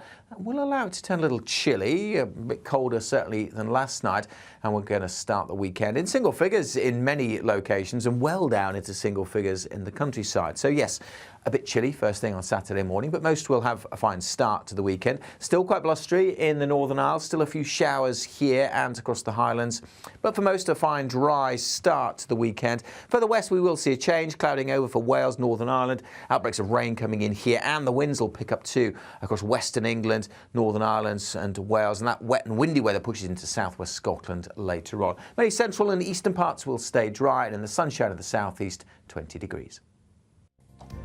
different programme. Oh, yes. Hello. So we're just talking about the clock. Yes. But watching the time this Indeed. morning. It's 8:26, by the way. There you go, yes. Now, up next, Paul Coyte's going to take us through all the details as the Ryder Cup begins in Rome. This is GB News. The Live Desk with me, Mark Longhurst. And me, Pip Thompson. It's here Monday to Friday on GB News. From midday, we'll bring you the news as it breaks, whenever it's happening and wherever it's happening, from across the UK and around the world. Refreshing, feisty, but with a bit of fun too. If it matters to you, we'll have it covered on TV, radio and online. Join the Live Desk on GB News, the People's Channel, Britain's news channel. Join us every night on GB News at 11 p.m. for Headliners, which is 3 top comedians going through the next day's news stories, which is exactly what you need, because when the establishment has gone crazy, you need some craziness to make sense of it. Headliners. You don't have to bother reading the newspaper. We've got it covered for you. Every night at 11 p.m. and repeated every morning at 5 a.m. We won't send you to sleep like some of the other paper review shows out there. So join us 11 p.m. every night on GB News. The People's Channel, Britain's news channel. So Jubes and Kerr, we tackle the issues of the day with real robust debate, both sides of the fence, battling it out with me in the middle with my forthright opinions and views. And often really interesting things happen because you start with a position and then by the end of the debate you find actually, well, I might not have thought about that one. What we need in this country is 2 new political parties. You should maybe think about doing a 2024 calendar.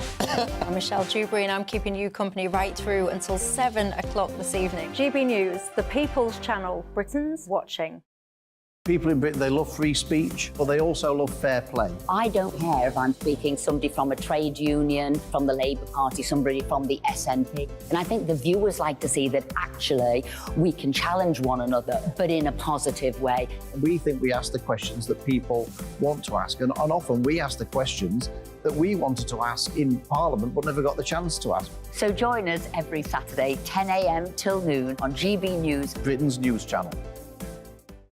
In a world of dull and predictable radio and TV shows. Oh, hi. On Mark Dolan tonight, we've got big guests. We drill into the big stories of the day. The show adds up to a brilliant listening and viewing experience. Mark Dolan Tonight is the most entertaining current affairs show ever, and that's a fact. That's Mark Dolan Tonight, Friday, Saturday and Sunday from 9. Only on GB News, Britain's news channel. Every Sunday from 11, join Michael Portillo. There will be topical discussion, looking at the week before and the week to come. So kick back and relax at 11 a.m. on Sundays on GB News with me, Michael Portillo. GB News, the People's Channel, Britain's news channel. Join me, Patrick Christie's Monday to Friday, 3 till 6. We tackle the day's news agenda like you've never seen before. It's high tempo, high octane, the most controversial topics and the best guests. You will not be able to take your eyes and ears off it. I'm not afraid to ask the questions that you really want answered. 3 till 6 p.m. Monday to Friday on GB News, the People's Channel, Britain's news channel. What you get for breakfast is something that, if we do our jobs right, you will wake up to news that you didn't know the night before. It's a conversation. It's not just me and Eamon. We want to get to know you, and we want you to get to know us. From 6, it's Breakfast with Eamon and Isabel. Monday to Thursdays on GB News, Britain's news channel.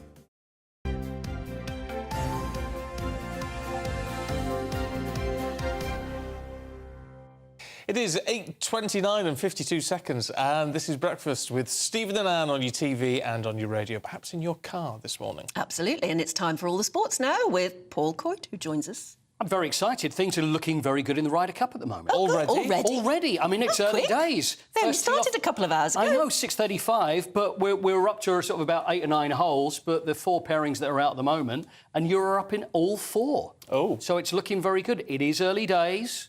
You know, and it's in Rome, isn't it? It is in Rome. It's so what's the weather like there? The weather looks good. Everything looks Excellent. fantastic. It looks like a wonderful place to be at the moment. Oh, But I mentioned earlier about pairings. Now, I don't know if you remember Tommy Fleetwood and Francesco Molinari. They were a pairing a few Ryder Cups ago, very successful, and they called the two of them Mollywood. Oh, did they? Because you know how they like to pair. Yeah. So there's another one now, and this is Fleetwood is now playing with Rory McIlroy. That's Fleetwood the Fleetwood Mac. Fleetwood Mac. So I don't know whether they've actually been paired up purely for that. Oh, could well have Probably. been. Or they're... Makes a good headline. I could say they're going their own way or something like that. I would never dream of doing such a thing. What's this about athletic juice? This is away from the Ryder Cup. Oh, is it? Oh, this is away from the Ryder Cup.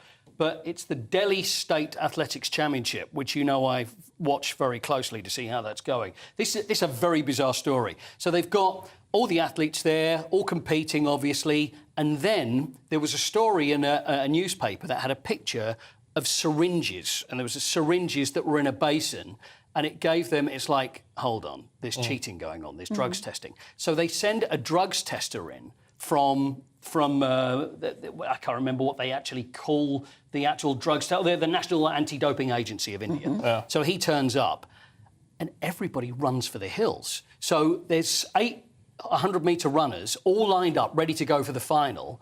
They clock the fact that the drugs agency guys arrived to test them. 7 all of a sudden get a pull. It's like, yeah, I've got a bad muscle, I've got a pull. Got a bone in my leg. There's one guy that's left in the race, so obviously he wins because he's the only one. He's obviously the cleanest one there.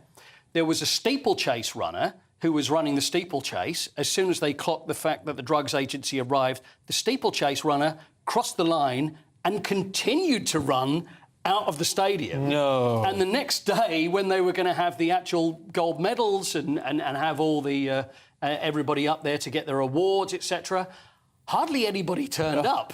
That sounds like a comedy movie. It does sound like, and the thing is, it sounds hilarious, but India have got the worst record next to Russia when it comes to positive drugs tests. So there's a real problem there, but it's a true comedy of errors. So as soon as the guy turns up, everybody's like, yeah, I won't be running. Do you know, the funny thing is, though, if they were all doped, it would almost have been a fair race. Well, the funny thing is that they talked about this last year, and there was a guy that was actually putting this thing together about having the doping games where anything goes. Oh, for heaven's sake. But, health-wise, it's just frightening and terrible and awful. Mind you, there's something quite nice that the guy in the sprint, who was the only one left who obviously won, probably would have been last. Lalit Kumar, his name good on him, Lalit. 20-year-old. He was the clean guy. I mean, I'm saying that. I don't know. You don't know? The other 7 did get a very bad muscle. Well, they might have done. And they actually moved away. But, well, I imagine he was tested, though, the winner, the one and only. I hope he did. And I hope they let him run. He was probably waving as he was running through. Take his time. He did, yeah. It's the only person to take half an hour to win the 100-metre record. What about this for breakfast? Louise has been in touch, Katie, and she says she's just had hot mushy peas and bread and butter. For breakfast? You know what? Do you fancy that? You know, I do. Yeah, because me too. It's later on for... why not? But why should your taste change first thing in the morning as it would maybe lunchtime in the afternoon? It'd probably make a lovely breakfast. Yeah. That's a bit of gravy on top. Oh, beautiful. Oh, there you go. You see. Breakfast. Mushy peas for breakfast. Yeah. Talking about which, we've been chatting about ultra-processed food and junk food this morning, but it's been revealed that some scientists who've backed processed food actually have links to the world's largest manufacturers of the products. We'll comb through that story and much more in Headline Makers, which is next. What you get for breakfast is something that, if we do our jobs right, you will wake up to news that you didn't know the night before. It's a conversation. It's not just me and Eamon. We want to get to know you, and we want you to get to know us. From 6, it's Breakfast with Eamon and Isabel. Monday to Thursdays on GB News, Britain's news channel. Westminster is going around in ever-decreasing circles, followed by the media. Britain is broken. How on earth did we get into this mess? But more importantly, how do we get out of it? Join me at 7 p.m, Mondays to Thursdays on Farage, here on GB News. We will have open, rational debate. We've got to work out how Britain moves forward from this. Join us here on GB News, the People's Channel. Britain is watching. Join me, Andrew Pearce and Bev Turner, Monday to Thursday, 9:30am. Who benefits from that? Not the British public. And on Fridays, join us, Tom Harwood and Ellie Costello from Britain's Newsroom. That's what you get with this show, that's fantastic. If it's happening, we're talking about it on Britain's Newsroom. GB News, Britain's news channel. GB News, unlike other broadcasters, isn't obsessed with the London-Westminster bubble. We think there's a nation beyond the M25, and that's why we talk about the issues that matter across the land. Join me on State of the Nation, 8 to 9 o'clock, Monday to Thursday, on GB News. Daisy's listening, and you should too. People in Britain, they love free speech, but they also love fair play. I don't care if I'm speaking somebody from a trade union, from the Labour Party, somebody from the SNP. And I think the viewers like to see that actually we can challenge one another, but in a positive way. We think we ask the questions that people want to ask, and often we ask the questions that we wanted to ask in Parliament but never got the chance to ask. So join us every Saturday, 10 a.m. till noon on GB News, Britain's news channel. Nightmare commute. Kick it up a gear with me, Patrick Christie's, at drive time, 3 till 6 p.m, Monday to Friday on GB News Radio. You can listen online and on DAB+, on the smart speaker app, and on the GB News app. And if you've got an Alexa, all you have to say is, Alexa, play GB News. We're also on TuneIn and the Radio Player apps. From the school run to rush hour, get revved up with me, Patrick Christie's, on GB News and GB News Radio. So Jubes and Kerr, we tackle the issues of the day with real robust debate, both sides of the fence, battling it out with me in the middle with my forthright opinions and views. And often really interesting things happen because you start with a position and then by the end of the debate you find actually, well, I might not have thought about that one. What we need in this country is 2 new political parties. You should maybe think about doing a 2024 calendar. I'm Michelle Dewberry and I'm keeping you company right through until 7 o'clock this evening. GB News, the People's Channel, Britain's watching. The Live Desk with me, Mark Longhurst. And me, Pip Thompson.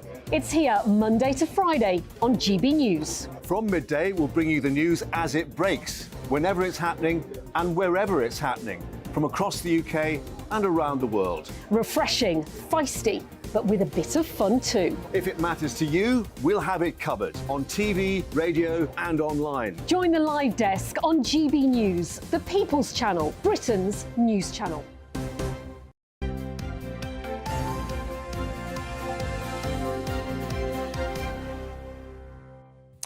It's 8:38. Good morning to you. This is Breakfast with Stephen and Anne.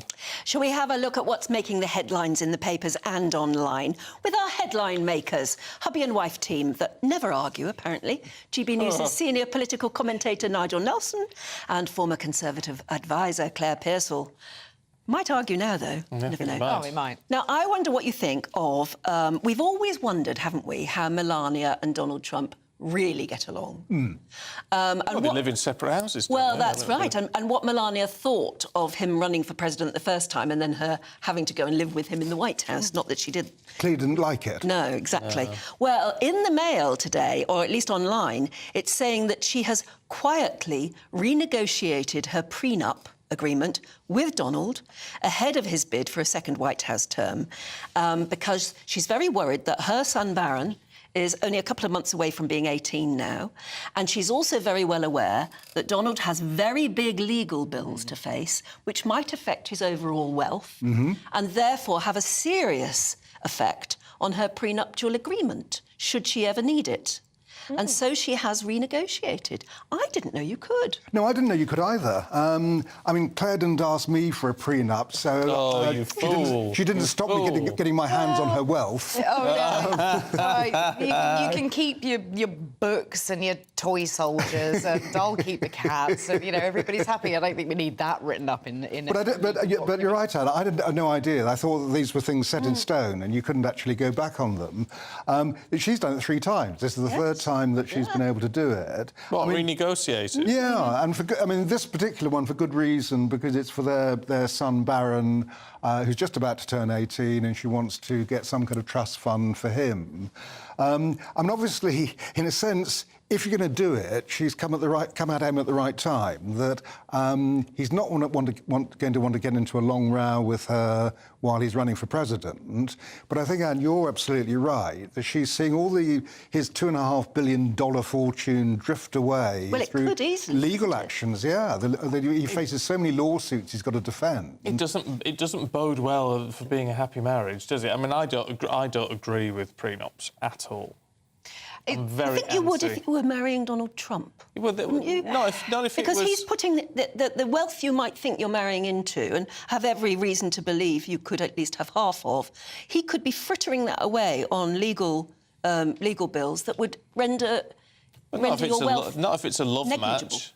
Not if it's a love match. But I also feel it sort of takes away the feminist power, and this is where I get a little bit sort of, yeah, I do. I'm with you. I think that you go into a marriage and you want the love and affection and all the rest of it. But I think that women who just rely upon a prenuptial agreement to make sure of their status afterwards kind of defeats the purpose that they should be financially secure by themselves and not rely upon a man for it. I mean, you can tell somebody who's been through a very painful divorce and came out with 2 cats and a small child, and that was it. So I think that you need to be able to stand on your own 2 feet. So I can understand why she's done it. But part of me I don't like the idea of these prenuptial agreements where the spouse can say, I'm going to have X, Y and Z out of this afterwards and this amount of money. I think that you need to look at what you bring to this and what you can do to ensure your own security later. When she married him, she thought she was marrying a businessman.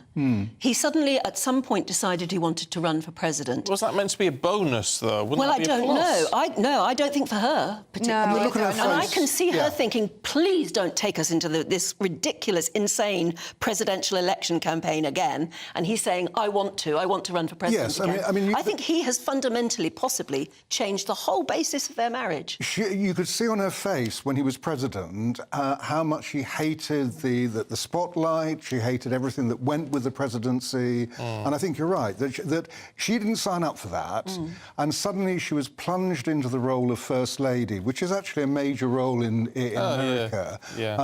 And really had to start working. And the scrutiny that went with that role. And none of which she ever wanted. She wanted to stay in the background. So I can understand her being angry. The marriage doesn't look exactly very close at the moment. They seem to live mostly apart. So you can imagine that she wants to make sure, before the money goes, make sure she's got some of it sort of nailed down. Well, I'm not going to criticise her. Claire, can we have a look at The Guardian? Because we've been talking processed foods this morning. The good, the bad, the ugly, but also the cheap, which is why a lot of people are doing it. But there are some scientists who've said ultra-processed foods are just being demonised. And I can kind of see the point in this.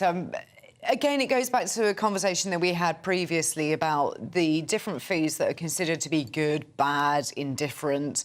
And it's interesting with ultra-processed foods because it includes things that are pretty much sort of everyday staples. Things like sausages or ham. Baby formula is considered to be an ultra-processed food. Margarine or certain spreads, those kind of thing, and fruit and flavoured yoghurts. And you sort of think, well, I get it when you're talking about those pre-packaged microwave meals. And yes, I think we all understand that that's not a great thing to live on full-time. But in the cost of living crisis, when people are working maybe 2 or 3 jobs as well and don't have a lot of time to cook something from scratch, you need to be able to have a wide-ranging diet. And it's quite interesting, the piece in The Guardian goes on to explain how a lot of these individuals, these scientists who are putting out the information, are also paid for by a lot of these companies like PepsiCo, Nestle and people like that who have their own part to play in these dietary choices. So you do sort of think there may be a little bit of scepticism, but there's also no cause and effect given in all of this. Nobody really knows from the evidence given whether people are affected adversely by ultra-processed foods just because they're ultra-processed foods. So it's kind of a bit of a grey area. Rather, if you just eat something with a load of sugar and salt and fat. Well, I think we all know that that isn't good for you, but, occasionally we will do it. And I think that we need to look at diet in moderation, and you should be able to have little bits of what you choose. Stop talking sense, Claire.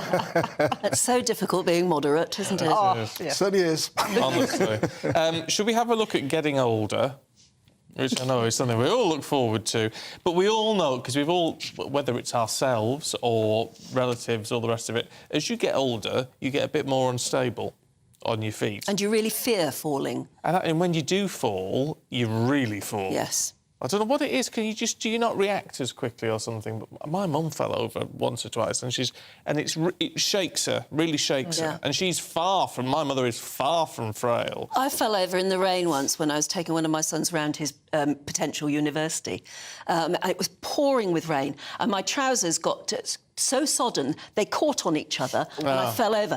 Put that arm out to save myself, and completely knocked the shoulder out of its socket. Ouch. So it can be really painful. Well, the answer may be artificial intelligence. I don't understand how it could work. No, well, let's find out from CEO and co-founder of a company called Serra, Dr. Ben Maratapu, who joins us this morning. Good morning, nice to see you. How on earth can AI help with people's stability? So at Serra, we organise for older people to receive visits in their own homes from our carers and nurses. Every time our staff visit them, they use our smartphone app to collect information on how patients are doing. Their sleep, their mood, their nutrition, what medications they've taken. And we've now started to use AI to take this information and predict the chances of someone having a fall. And we can predict with 83% accuracy if someone is going to have a fall a week before they do.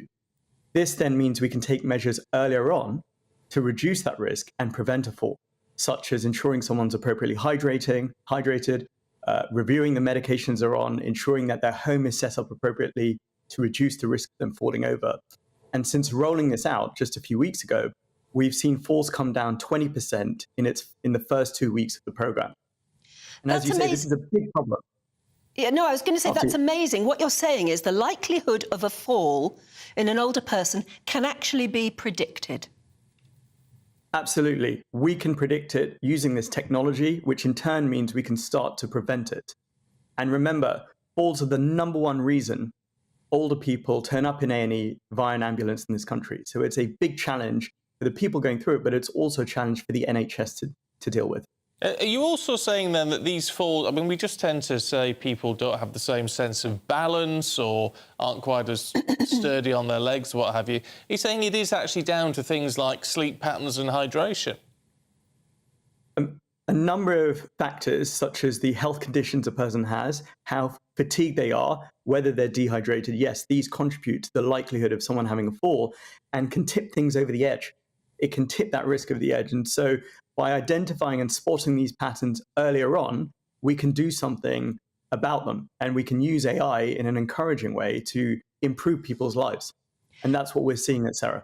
Couldn't you be actually over-sciencing this, in that you could actually say, why don't we just take better care and keep a closer eye on all old people? I think we should be doing that regardless. I think we should be supporting older people across the board to live better at homes in their communities. But at a national level, it can be difficult to keep an eye on the people who are most likely to have a fall. And if you imagine someone with severe dementia, it's difficult for them to track this themselves. So we provided a technology tool that supports carers and potentially family members in tracking this risk so they can do something about it, or if necessary, they can flag it to their GP earlier on before it occurs and before they need an ambulance to take them to hospital. Ben, really good to see you. Thanks very much indeed. I mean, this, Nigel, is fascinating. I know we're sometimes sceptical about AI and the benefits of this sort of algorithm use and what have you. But actually, when it's got a real-life impact like this, that's huge. Look, that's good. I mean, what he's talking about there, if it actually helps old people not sort of to get quite severe injuries, that's great. There's something about it that makes me feel uncomfortable. Why? Well, because what it's doing is it's predicting your behaviour, and you begin to wonder where AI will go. I mean, does that mean that AI will be able to predict whether, if you carry on in a certain direction, you might get divorced, or you won't get on in your career? Or even worse. Except what that is using for its drivers for the prediction is physiological It's whether you've had enough sleep. It's whether you've eaten enough, hydrated enough. Yeah, so it's physiological rather than psychological. Yes, it's taking all those factors into account. I'm just suggesting that as this develops, you take other factors into account, and then we get to the point about what if it predicts that you will commit a crime, and where does the state step in to stop you doing that? Minority Report. I was going to say, we've got a little bit Minority Report on it. I think this is great, and it shows that AI has a real benefit in the healthcare industry. It's still being input by a human being. It's being input by a carer, who is the person closest to that older person or vulnerable person at the time. So I think it's great that you can predict if somebody is going to be more prone to a fall. That hydration levels are so important in older people, especially in dementia. But if a carer has to input that information, why isn't a carer just thinking, I'll flag this up to the GP anyway? Because they're probably looking after so many other people at the same time, and they're not just looking after one. And you can't, with the best will in the world, if they are looking after... Isn't that dehumanising? No, I don't think it's all those things that make me a bit jittery about it. Yeah. I think it provides a much more tailored plan to that individual. Rather than treating all dementia patients in a certain way, you are now tailoring it to an individual and their circumstances. See, I dread the idea of going to the GP, or the GP coming to me if I were very old, and them saying, well, you're a bit dehydrated on Monday, and we think blah, blah, blah, Tuesday, and you should really do something about... No, but that's good. I don't like that. Yeah, Saturday you're going to fall down the stairs. Because I have that now. That happens to me now, with more my glucose levels just appear on here. They're just transmitted to this. This transmits them to my specialist. At any point, they can log in and go, yes, you did this yesterday, and this happened. It's brilliant in terms of diagnostics and But that's not AI, is it? No, this isn't AI. That's just monitoring your diabetes. But there are AI elements within that, then looking at things like HbA1c and what have you. Okay. Yeah, so it's putting it all together, isn't it, for you? So it's incredibly useful. I guess most of us aren't used to that, and so I feel a bit distrustful. No, it's brilliant. I love it. I'll tell you what I do find confusing about AI, and that is when I'm not working, that's what I use to say yes, being a northerner. Aye. Don't say yes at home, it's just aye all the time. So maybe I should set up my own school. I think you probably should. Keighley Library has a very handy class on a Friday morning, and it's how to speak Yorkshire. Oh, Yorkshire, right. And there are so many different classes, Knitter Natter, the chess club that go on, but the most oversubscribed club is how to speak Yorkshire. And it's a fascinating look into why dialects are so important, why cultural relevance to them is so important. And one of the best phrases that we had is, the words in West Yorkshire, few words are more than 2 syllables, because they had to be pithy enough to be yelled across a mine. Yes, of course. And that's... I mean, I find language really, really fascinating, and I would have studied this at university if they had the course at the time. I love linguistics and how language is made up and why people speak the way they do. And I just think this is great, and if it's bringing people closer to their own heritage in their own town, but also then educating them around why these words have come into existence, all the better. Absolutely. Perfect. All the better. We are out of time. Nigel, Claire. But it's been a joy. Thank you. It has been a joy. Siddy. Siddy. Let's have a look at the weather. Good morning, I'm Alex Deakin. This is your latest weather update from the Met Office for GB News. A fine Friday for the vast majority. Brighton, a bit breezy, sunny spells, a few showers here and there. Starting off with a little bit of rain across East Anglia and the south east. Quite wet last night, wasn't it? But that rain has mostly cleared away. We've still got plenty of showers packing in across the Highlands, the Western Isles and the Northern Isles. Staying blustery here. A few scattered showers for Northern Ireland, maybe the odd one for northwest England and Wales. But most places, certainly in the south and east, will stay dry. A bit more sunshine compared to yesterday. And feeling pleasant enough in the sunshine. The southeast, 21, that's 70 Fahrenheit. Elsewhere, we're talking 16 to 18 Celsius. Feeling cooler, though, with the gusty winds and the showers in northern Scotland. They'll keep going well into the evening. For most, though, it's a fine evening. lengthy clear spells as well. We'll allow it to turn a little chilly, a bit colder certainly than last night, and we're going to start the weekend in single figures in many locations and well down into single figures in the countryside. So yes, a bit chilly first thing on Saturday morning, but most will have a fine start to the weekend. Still quite blustery in the Northern Isles, still a few showers here and across the Highlands, but for most a fine dry start to the weekend. Further west we will see a change, clouding over for Wales, Northern Ireland, outbreaks of rain coming in here, and the winds will pick up too across Western England, Northern Ireland and Wales, and that wet and windy weather pushes into southwest Scotland later on. Many central and eastern parts will stay dry, and in the sunshine of the southeast, 20 degrees. Not bad, eh? Right, do stick with us. Up next, the very latest information on the impending energy tariff price cap and just how much it's going to cost you in your heating bills this winter. They're predicting that the bills are going to go up, even though other things are coming down. It doesn't make any sense to us, but we will explain it to you if we possibly can. Do stick with us. You're watching Breakfast here on GB News. The Live Desk with me, Mark Longhurst. And me, Pip Thompson.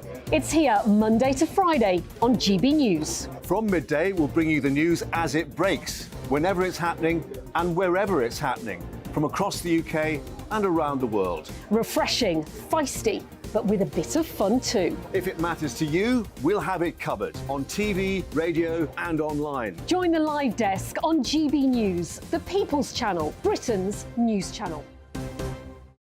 Join us every night on GB News at 11 p.m. for Headliners, which is 3 top comedians going through the next day's news stories, which is exactly what you need, because when the establishment has gone crazy, you need some craziness to make sense of it.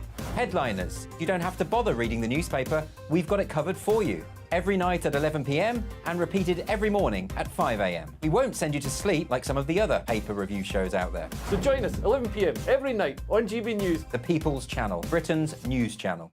So Jubes and Kerr, we tackle the issues of the day with real robust debate, both sides of the fence, battling it out with me in the middle with my forthright opinions and views, and often really interesting things happen because you start with a position and then by the end of the debate you find actually, well, I might not have thought about that one. What we need in this country is 2 new political parties. You should maybe think about doing a 2024 calendar.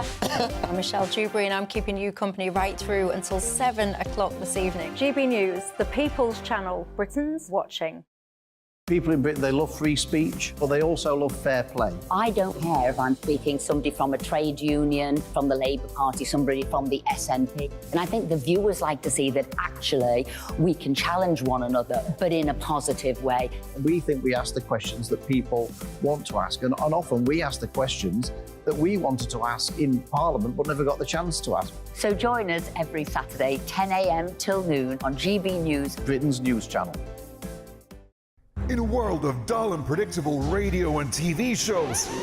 Oh, hi. On Mark Dolan tonight, we've got big guests. We drill into the big stories of the day. The show adds up to a brilliant listening and viewing experience. Mark Dolan Tonight is the most entertaining current affairs show ever, and that's a fact. That's Mark Dolan Tonight, Friday, Saturday and Sunday from 9. Only on GB News, Britain's news channel. Every Sunday from 11, join Michael Portillo. There will be topical discussion, looking at the week before and the week to come. So kick back and relax at 11 a.m. on Sundays on GB News with me, Michael Portillo. GB News, the People's Channel, Britain's news channel.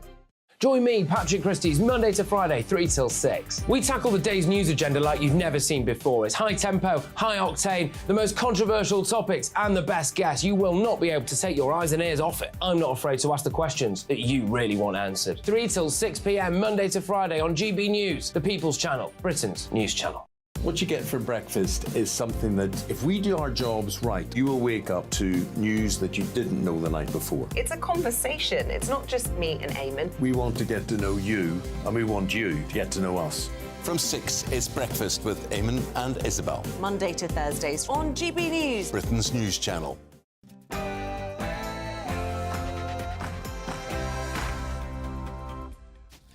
Good morning. Just heading your way towards 9 o'clock this morning. Loads of you getting in touch on a whole host of things, but particularly the tree. Jane says, I'm the voice of reason. She says, well done, Stephen, you are the voice of reason. The 16-year-old who cut down the tree is a kid. You know, they should, of course, reprimanded, but prison, no way. Why turn a daft kid into a criminal? Yeah. Which is a fair. But keep your thoughts coming through. It is 9 o'clock on Friday, the 29th of September. And these are the stories we've been covering on Breakfast so far this morning. Household energy bills could be even more expensive than last winter. The government's under pressure to introduce more financial support. We've been asking, how long can sticking plaster politics deal with our energy crisis? And just ahead of the Conservative Party conference, in an exclusive interview, the former Home Secretary challenges the Prime Minister and Chancellor to reduce taxes to help struggling families. As Conservatives, we believe in hope and aspiration. So what does that look like now? That should mean lower taxes. The burden of tax has to start to come down.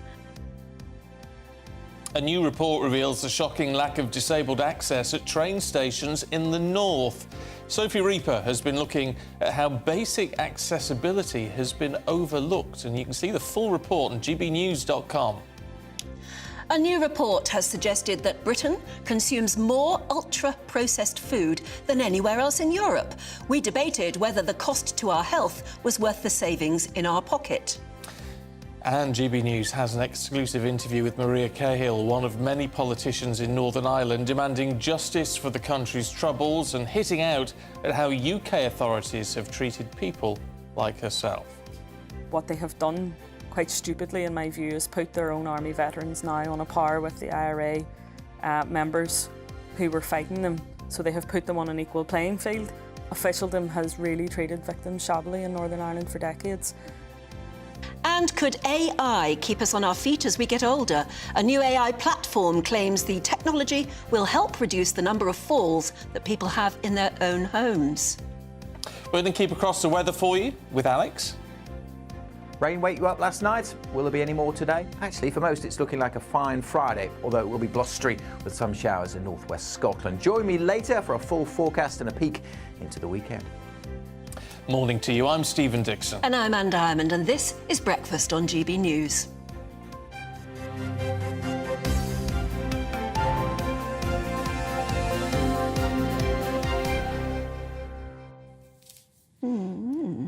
Will in Worthing, morning Will. Sorry, I was just having to think about what he was saying. Yeah, go on. It's a point. It's an interesting point as well, and I think to anyone caring for an older person, you might well agree. Will says it's all very well identifying elderly people who are likely to have a fall. We can all do that. The problem is that older people are often either too stubborn or in denial of their vulnerabilities and will simply refuse to accept advice or to use aids to support themselves. You certainly don't like being told you're old and liable to fall. No, but I think this is more, from what I understand, it's more people who For are very vulnerable people. Yeah, but also people who are not falling because they're not using a walking frame or something, but because they're not sleeping, hydrating, and all those sort of issues. I mean, I get it. It's odd, but it seems to have worked. They've seen a 20% reduction in falls as a result which is of the most, that to me is the most convincing thing. If it's already, where it's been trialled, caused a 20% reduction in falls, then you have to watch that, don't you? Yeah, you do. And when it comes to energy prices, and this comes up again and again and again, Marion, it's a very good point. No one seems to be questioning why have standing charges shot up from 18 pence a day to 54 pence a day for electric and 27 pence for gas in the last 12 months. Have your standing charges gone up that much? I haven't. Do you know, I don't haven't look. checked. No, exactly. I should check. We should all check. We've all got to become wiser consumers. Yes, we have. And this morning, a coalition of 140 charities and MPs have called on the government to do more to offer financial support with energy bills, because it looks like things are going to get worse for us. In a letter to Downing Street, they're warning that more than 1 in 3 of us are likely to pay higher energy bills this winter than we did last. Research by the campaign group National Energy Action found that 6.3 million households won't be earning enough to cover their outgoings, and that is fuel poverty.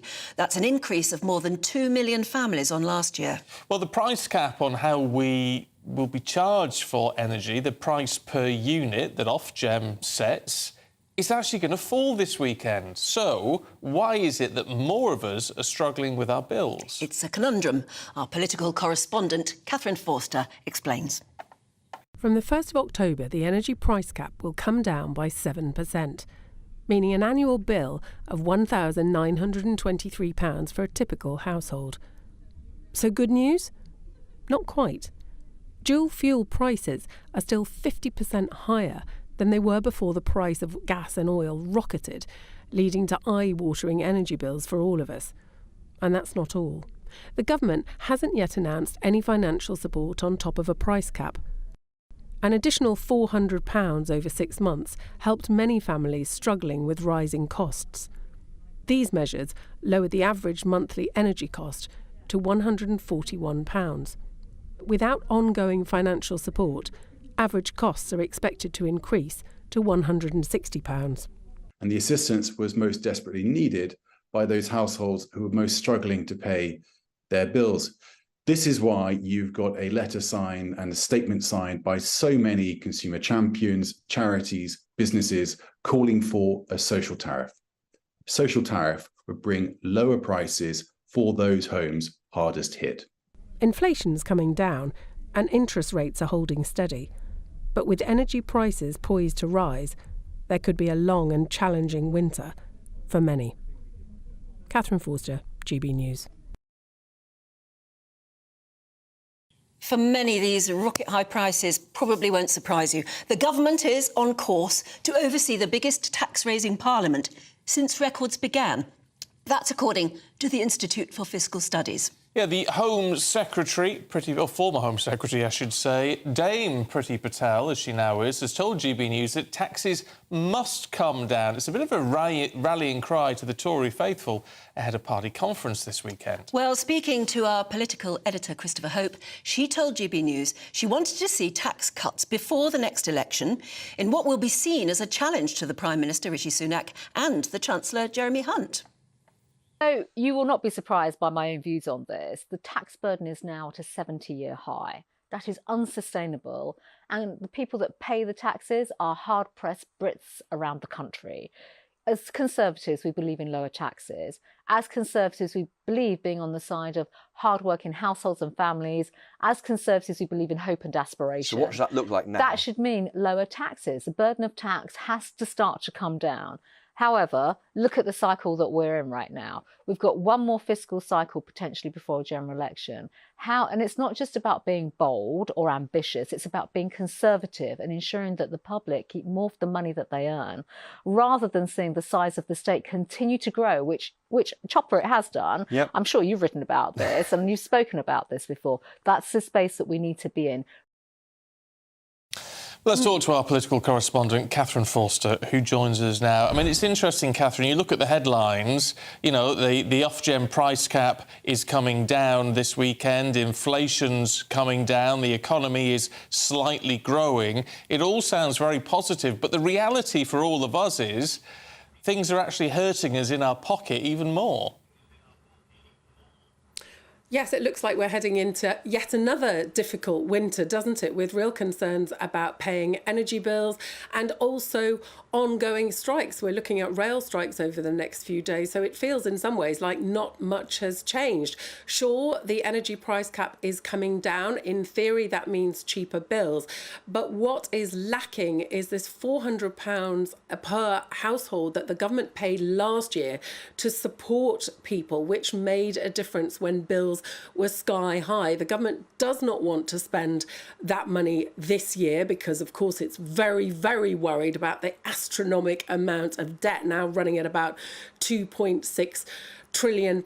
Now, they're keen to stress that they're offering help in other ways, but this group of 140 charities, businesses, people like Martin Lewis from Money Saving Expert, charities like Age UK and Scope, very concerned that the most vulnerable people will not be able to manage, and saying that a third of households are going to struggle to pay their energy bills this winter. OK, Katherine, for now, thanks very much indeed. It's a bit of a grim outlook, isn't it? Sadly. It is. It's certainly the Tories going into their party conference with headlines saying that they are the highest taxing parliament since 1948. It's not a good look. Especially not for a Tory government. No, exactly. But they say, look at the challenges we've had to face, Yeah, look they'll at the say things they're we've had to circumstances. fund. But, you know, it's if they want to win the election, then taxes are going to have to come down before the next election. Yeah, except the Institute for Fiscal Studies are saying, it's made the front page lead of the Times, that the higher taxes may never be reversed. So we're all going to have to get used to really high taxes. Yes. Maybe for years to come. Oh, well. Yuck. We shall see. Oh, joy for 9:10 on a Friday morning. Let's have a look at some of the other stories coming into the newsroom this morning. We've got some breaking news for you as the Metropolitan Police have said that a 17-year-old boy has been charged this morning with the murder of 15-year-old Eliane Andam, who was stabbed to death in Croydon in South London. The teenager can't be named for legal reasons, will appear at a youth court later on today. The government is on course to oversee the biggest tax-raising parliament since records began. That is according to the Institute for Fiscal Studies. It's a think tank and it claims by the next general election, taxes will have risen to around 37% of national income. That would be a level not seen since 1948, just after the Second World War. Responding to the report, the government says the most effective tax cut we can deliver is to drive down inflation. From today, train drivers will work to rule with no overtime, and that comes ahead of 2 more days of striking. Members of ASLEF at 16 train operators in England embroiled in that dispute over pay. Doesn't look like there's a breakthrough on the cards at the moment. Their leader, Mick Whelan, has said that action could continue until Christmas. The next round of strikes coincides with Conservative Party conference this weekend.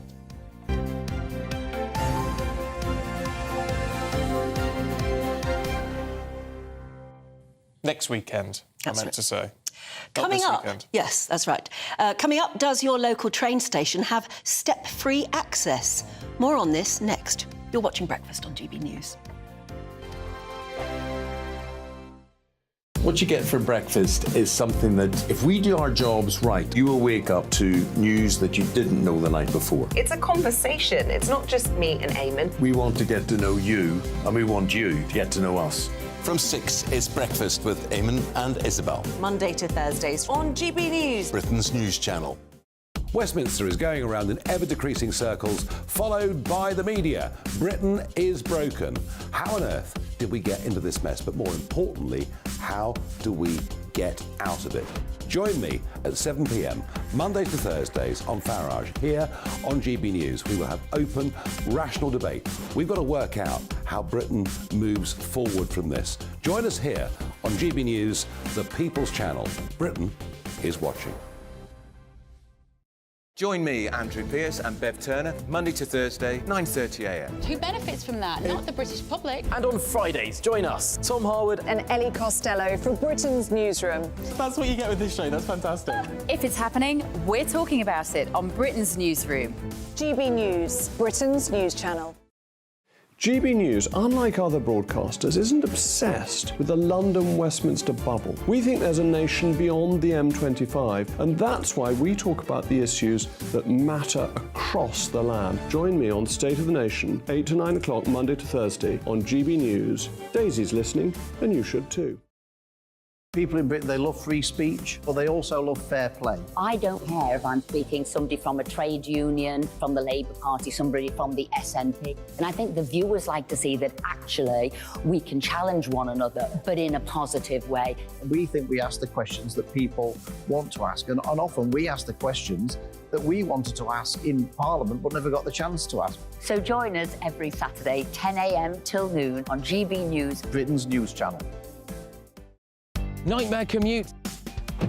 Kick it up a gear with me, Patrick Christie's, at drive time, 3 till 6 p.m, Monday to Friday on GB News Radio. You can listen online and on DAB+, on the smart speaker app and on the GB News app. And if you've got an Alexa, all you have to say is, Alexa, play GB News. We're also on TuneIn and the Radio Player apps. From the school run to rush hour, get revved up with me, Patrick Christie's, on GB News and GB News Radio. The Jubes and Co, we tackle the issues of the day with real, robust debate, both sides of the fence, battling it out with me in the middle with my forthright opinions and views. And often really interesting things happen because you start with a position and then by the end of the debate you find actually, well, I might not have thought about that one. What we need in this country is 2 new political parties. You should maybe think about doing a 2024 calendar. I'm Michelle Dewberry and I'm keeping you company right through until 7 o'clock this evening. GB News, the People's Channel, Britain's watching. The Live Desk with me, Mark Longhurst. And me, Pip Thompson. It's here Monday to Friday on GB News. From midday, we'll bring you the news as it breaks, whenever it's happening and wherever it's happening, from across the UK and around the world. Refreshing, feisty, but with a bit of fun too. If it matters to you, we'll have it covered on TV, radio and online. Join the Live Desk on GB News, the People's Channel, Britain's news channel.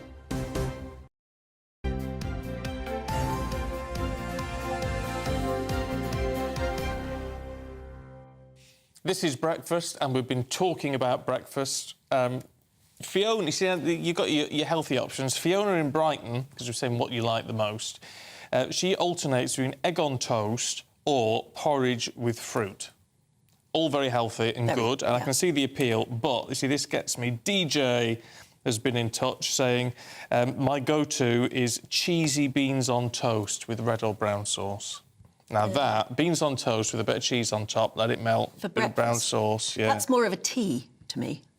Oh, no, I could eat that any time of day. Yeah, I suppose you can, can't you, really? Yeah, do you know good what I one, love? DJ. I love and I know there's probably zero nutrition in it. Right. Spaghetti hoops on toast. Do you? Oh, I'm sorry, that's like nursery food. Oh, it's just... And I know there's probably very little nutrition in it, but, with lots of cheese. Oh, see, I never liked spaghetti hoops. Spaghetti hoops. Oh, never liked them. But you see, it's a bit like me with a pot noodle. There's no nutritional value in it. No, but sometimes there's just lovely. something lovely about it, yeah. We all have our little guilty pleasures. We do. Better than kippers, which are apparently the healthiest breakfast Well, that's to what have. got us talking about it all morning. Apparently the healthiest breakfast to have is kippers. But you've got to have an awful lot of courage to fry them in your own home, haven't you? And pong out for the rest of the day, pong out your house for the rest of the day. Couldn't do it. Worse. Lots of people getting in touch saying they have it when they're away, because then it's somebody else's kitchen that smells. Now, we've been talking just a minute ago about the latest train action. ASLEF, they're working to rule at the minute. There's going to be strikes next weekend. During the Tory party conference, which yes, is well, making a point.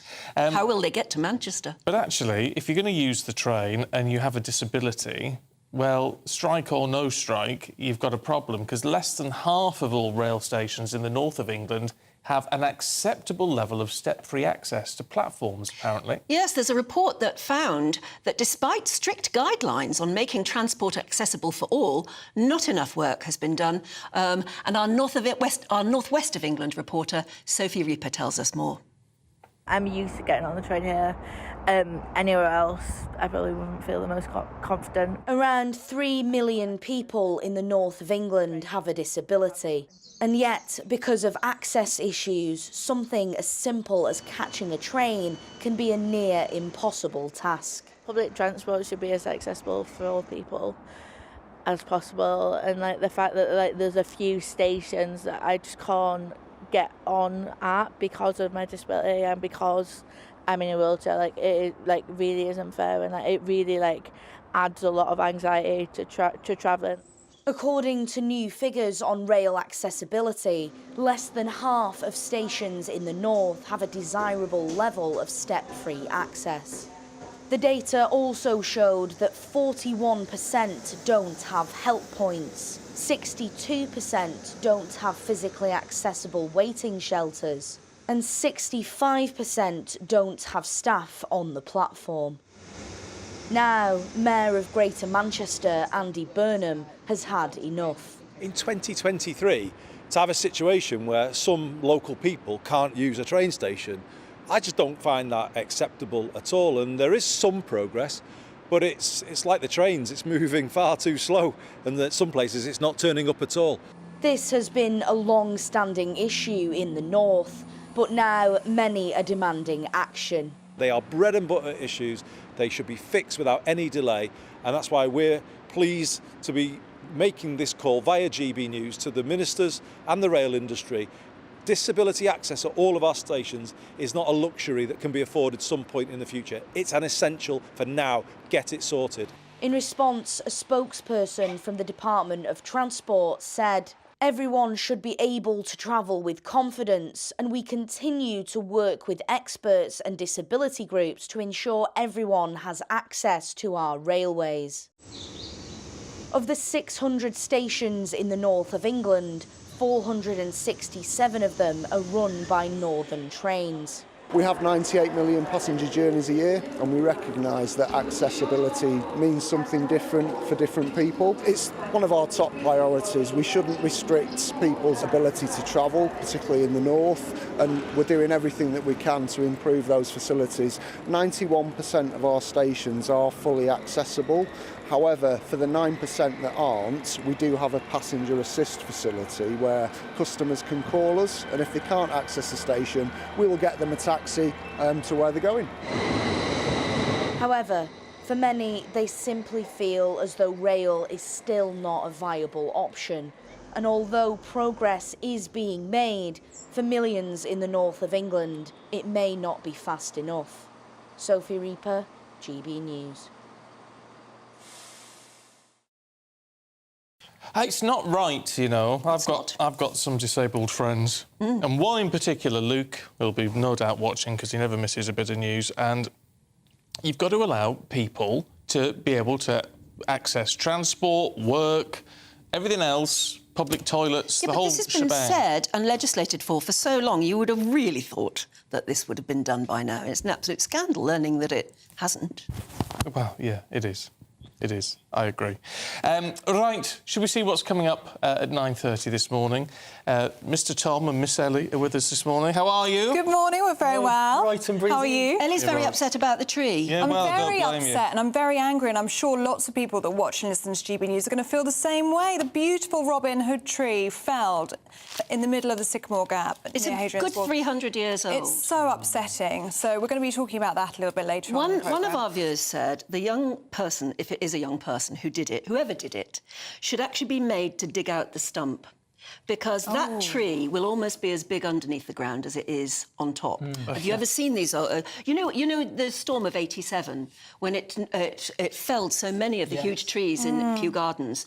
You found it was astonishing to look at. The root system under these very old trees is as big as the top of the tree. That's actually a really good idea. Wouldn't it? To do it, yeah.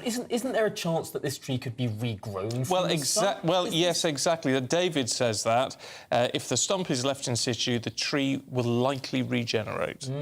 Well, let's hope so. But it would take another 300 years. Well, it would.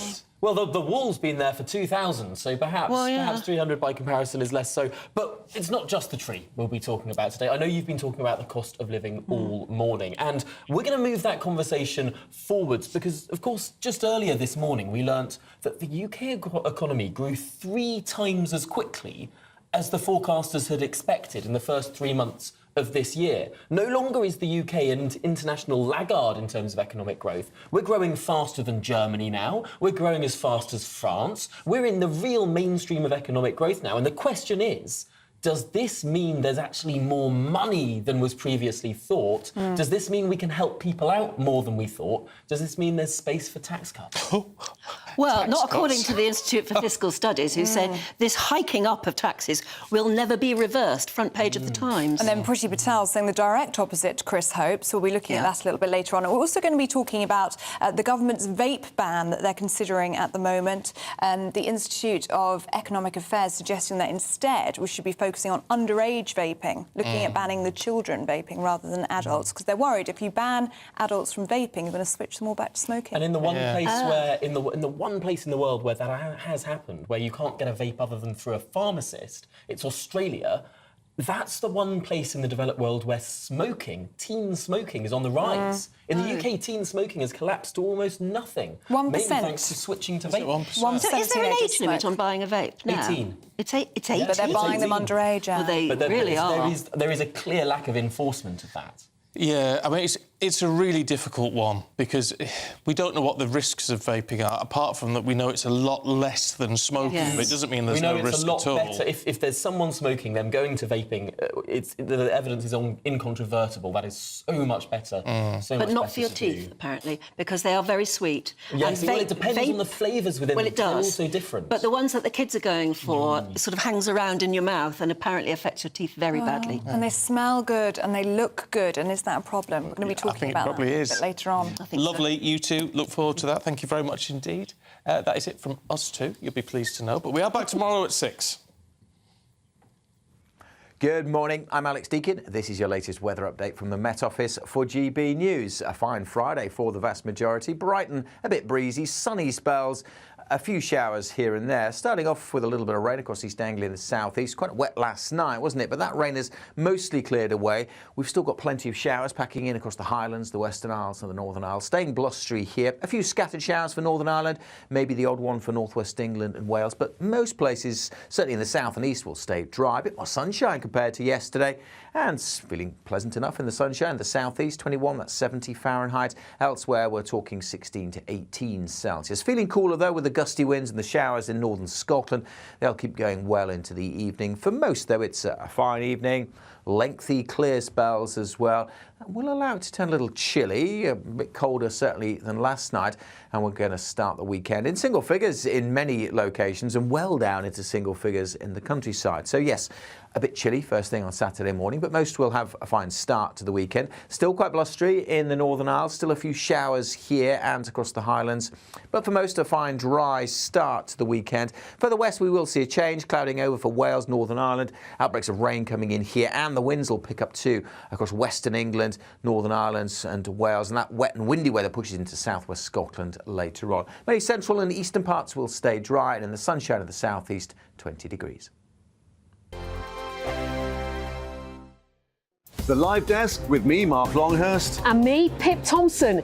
It's here Monday to Friday on GB News. From midday, we'll bring you the news as it breaks, whenever it's happening and wherever it's happening, from across the UK and around the world. Refreshing, feisty, but with a bit of fun too. If it matters to you, we'll have it covered on TV, radio and online. Join the Live Desk on GB News, the People's Channel, Britain's news channel.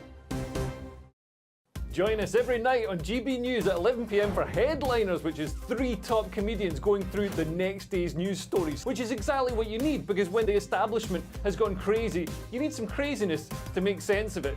Headliners. You don't have to bother reading the newspaper. We've got it covered for you. Every night at 11 p.m. and repeated every morning at 5 a.m. We won't send you to sleep like some of the other paper review shows out there. So join us 11 p.m. every night on GB News. The People's Channel, Britain's news channel.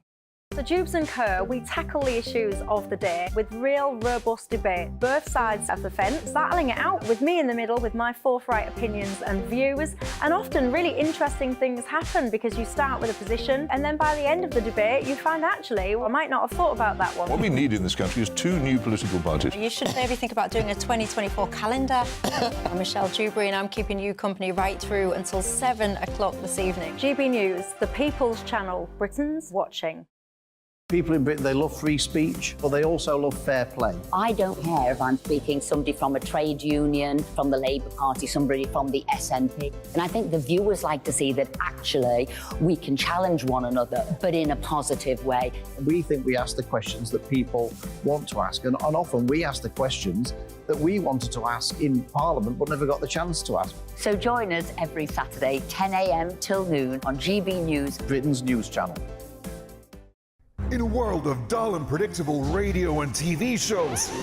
Oh, hi. On Mark Dolan tonight, we've got big guests. We drill into the big stories of the day.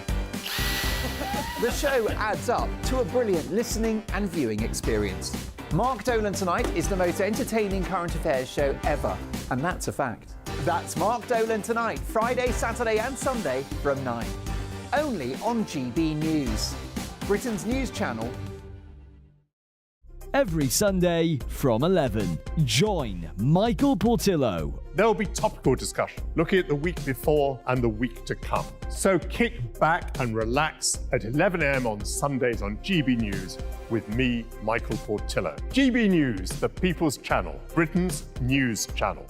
Join me, Patrick Christie's, Monday to Friday, 3 till 6. We tackle the day's news agenda like you've never seen before. It's high tempo, high octane, the most controversial topics, and the best guests. You will not be able to take your eyes and ears off it. I'm not afraid to ask the questions that you really want answered. 3 till 6 p.m, Monday to Friday on GB News, the People's Channel, Britain's news channel.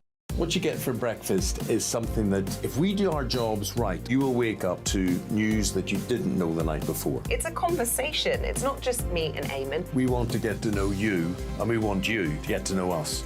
From 6, it's Breakfast with Eamon and Isabel. Monday to Thursdays on GB News, Britain's news channel.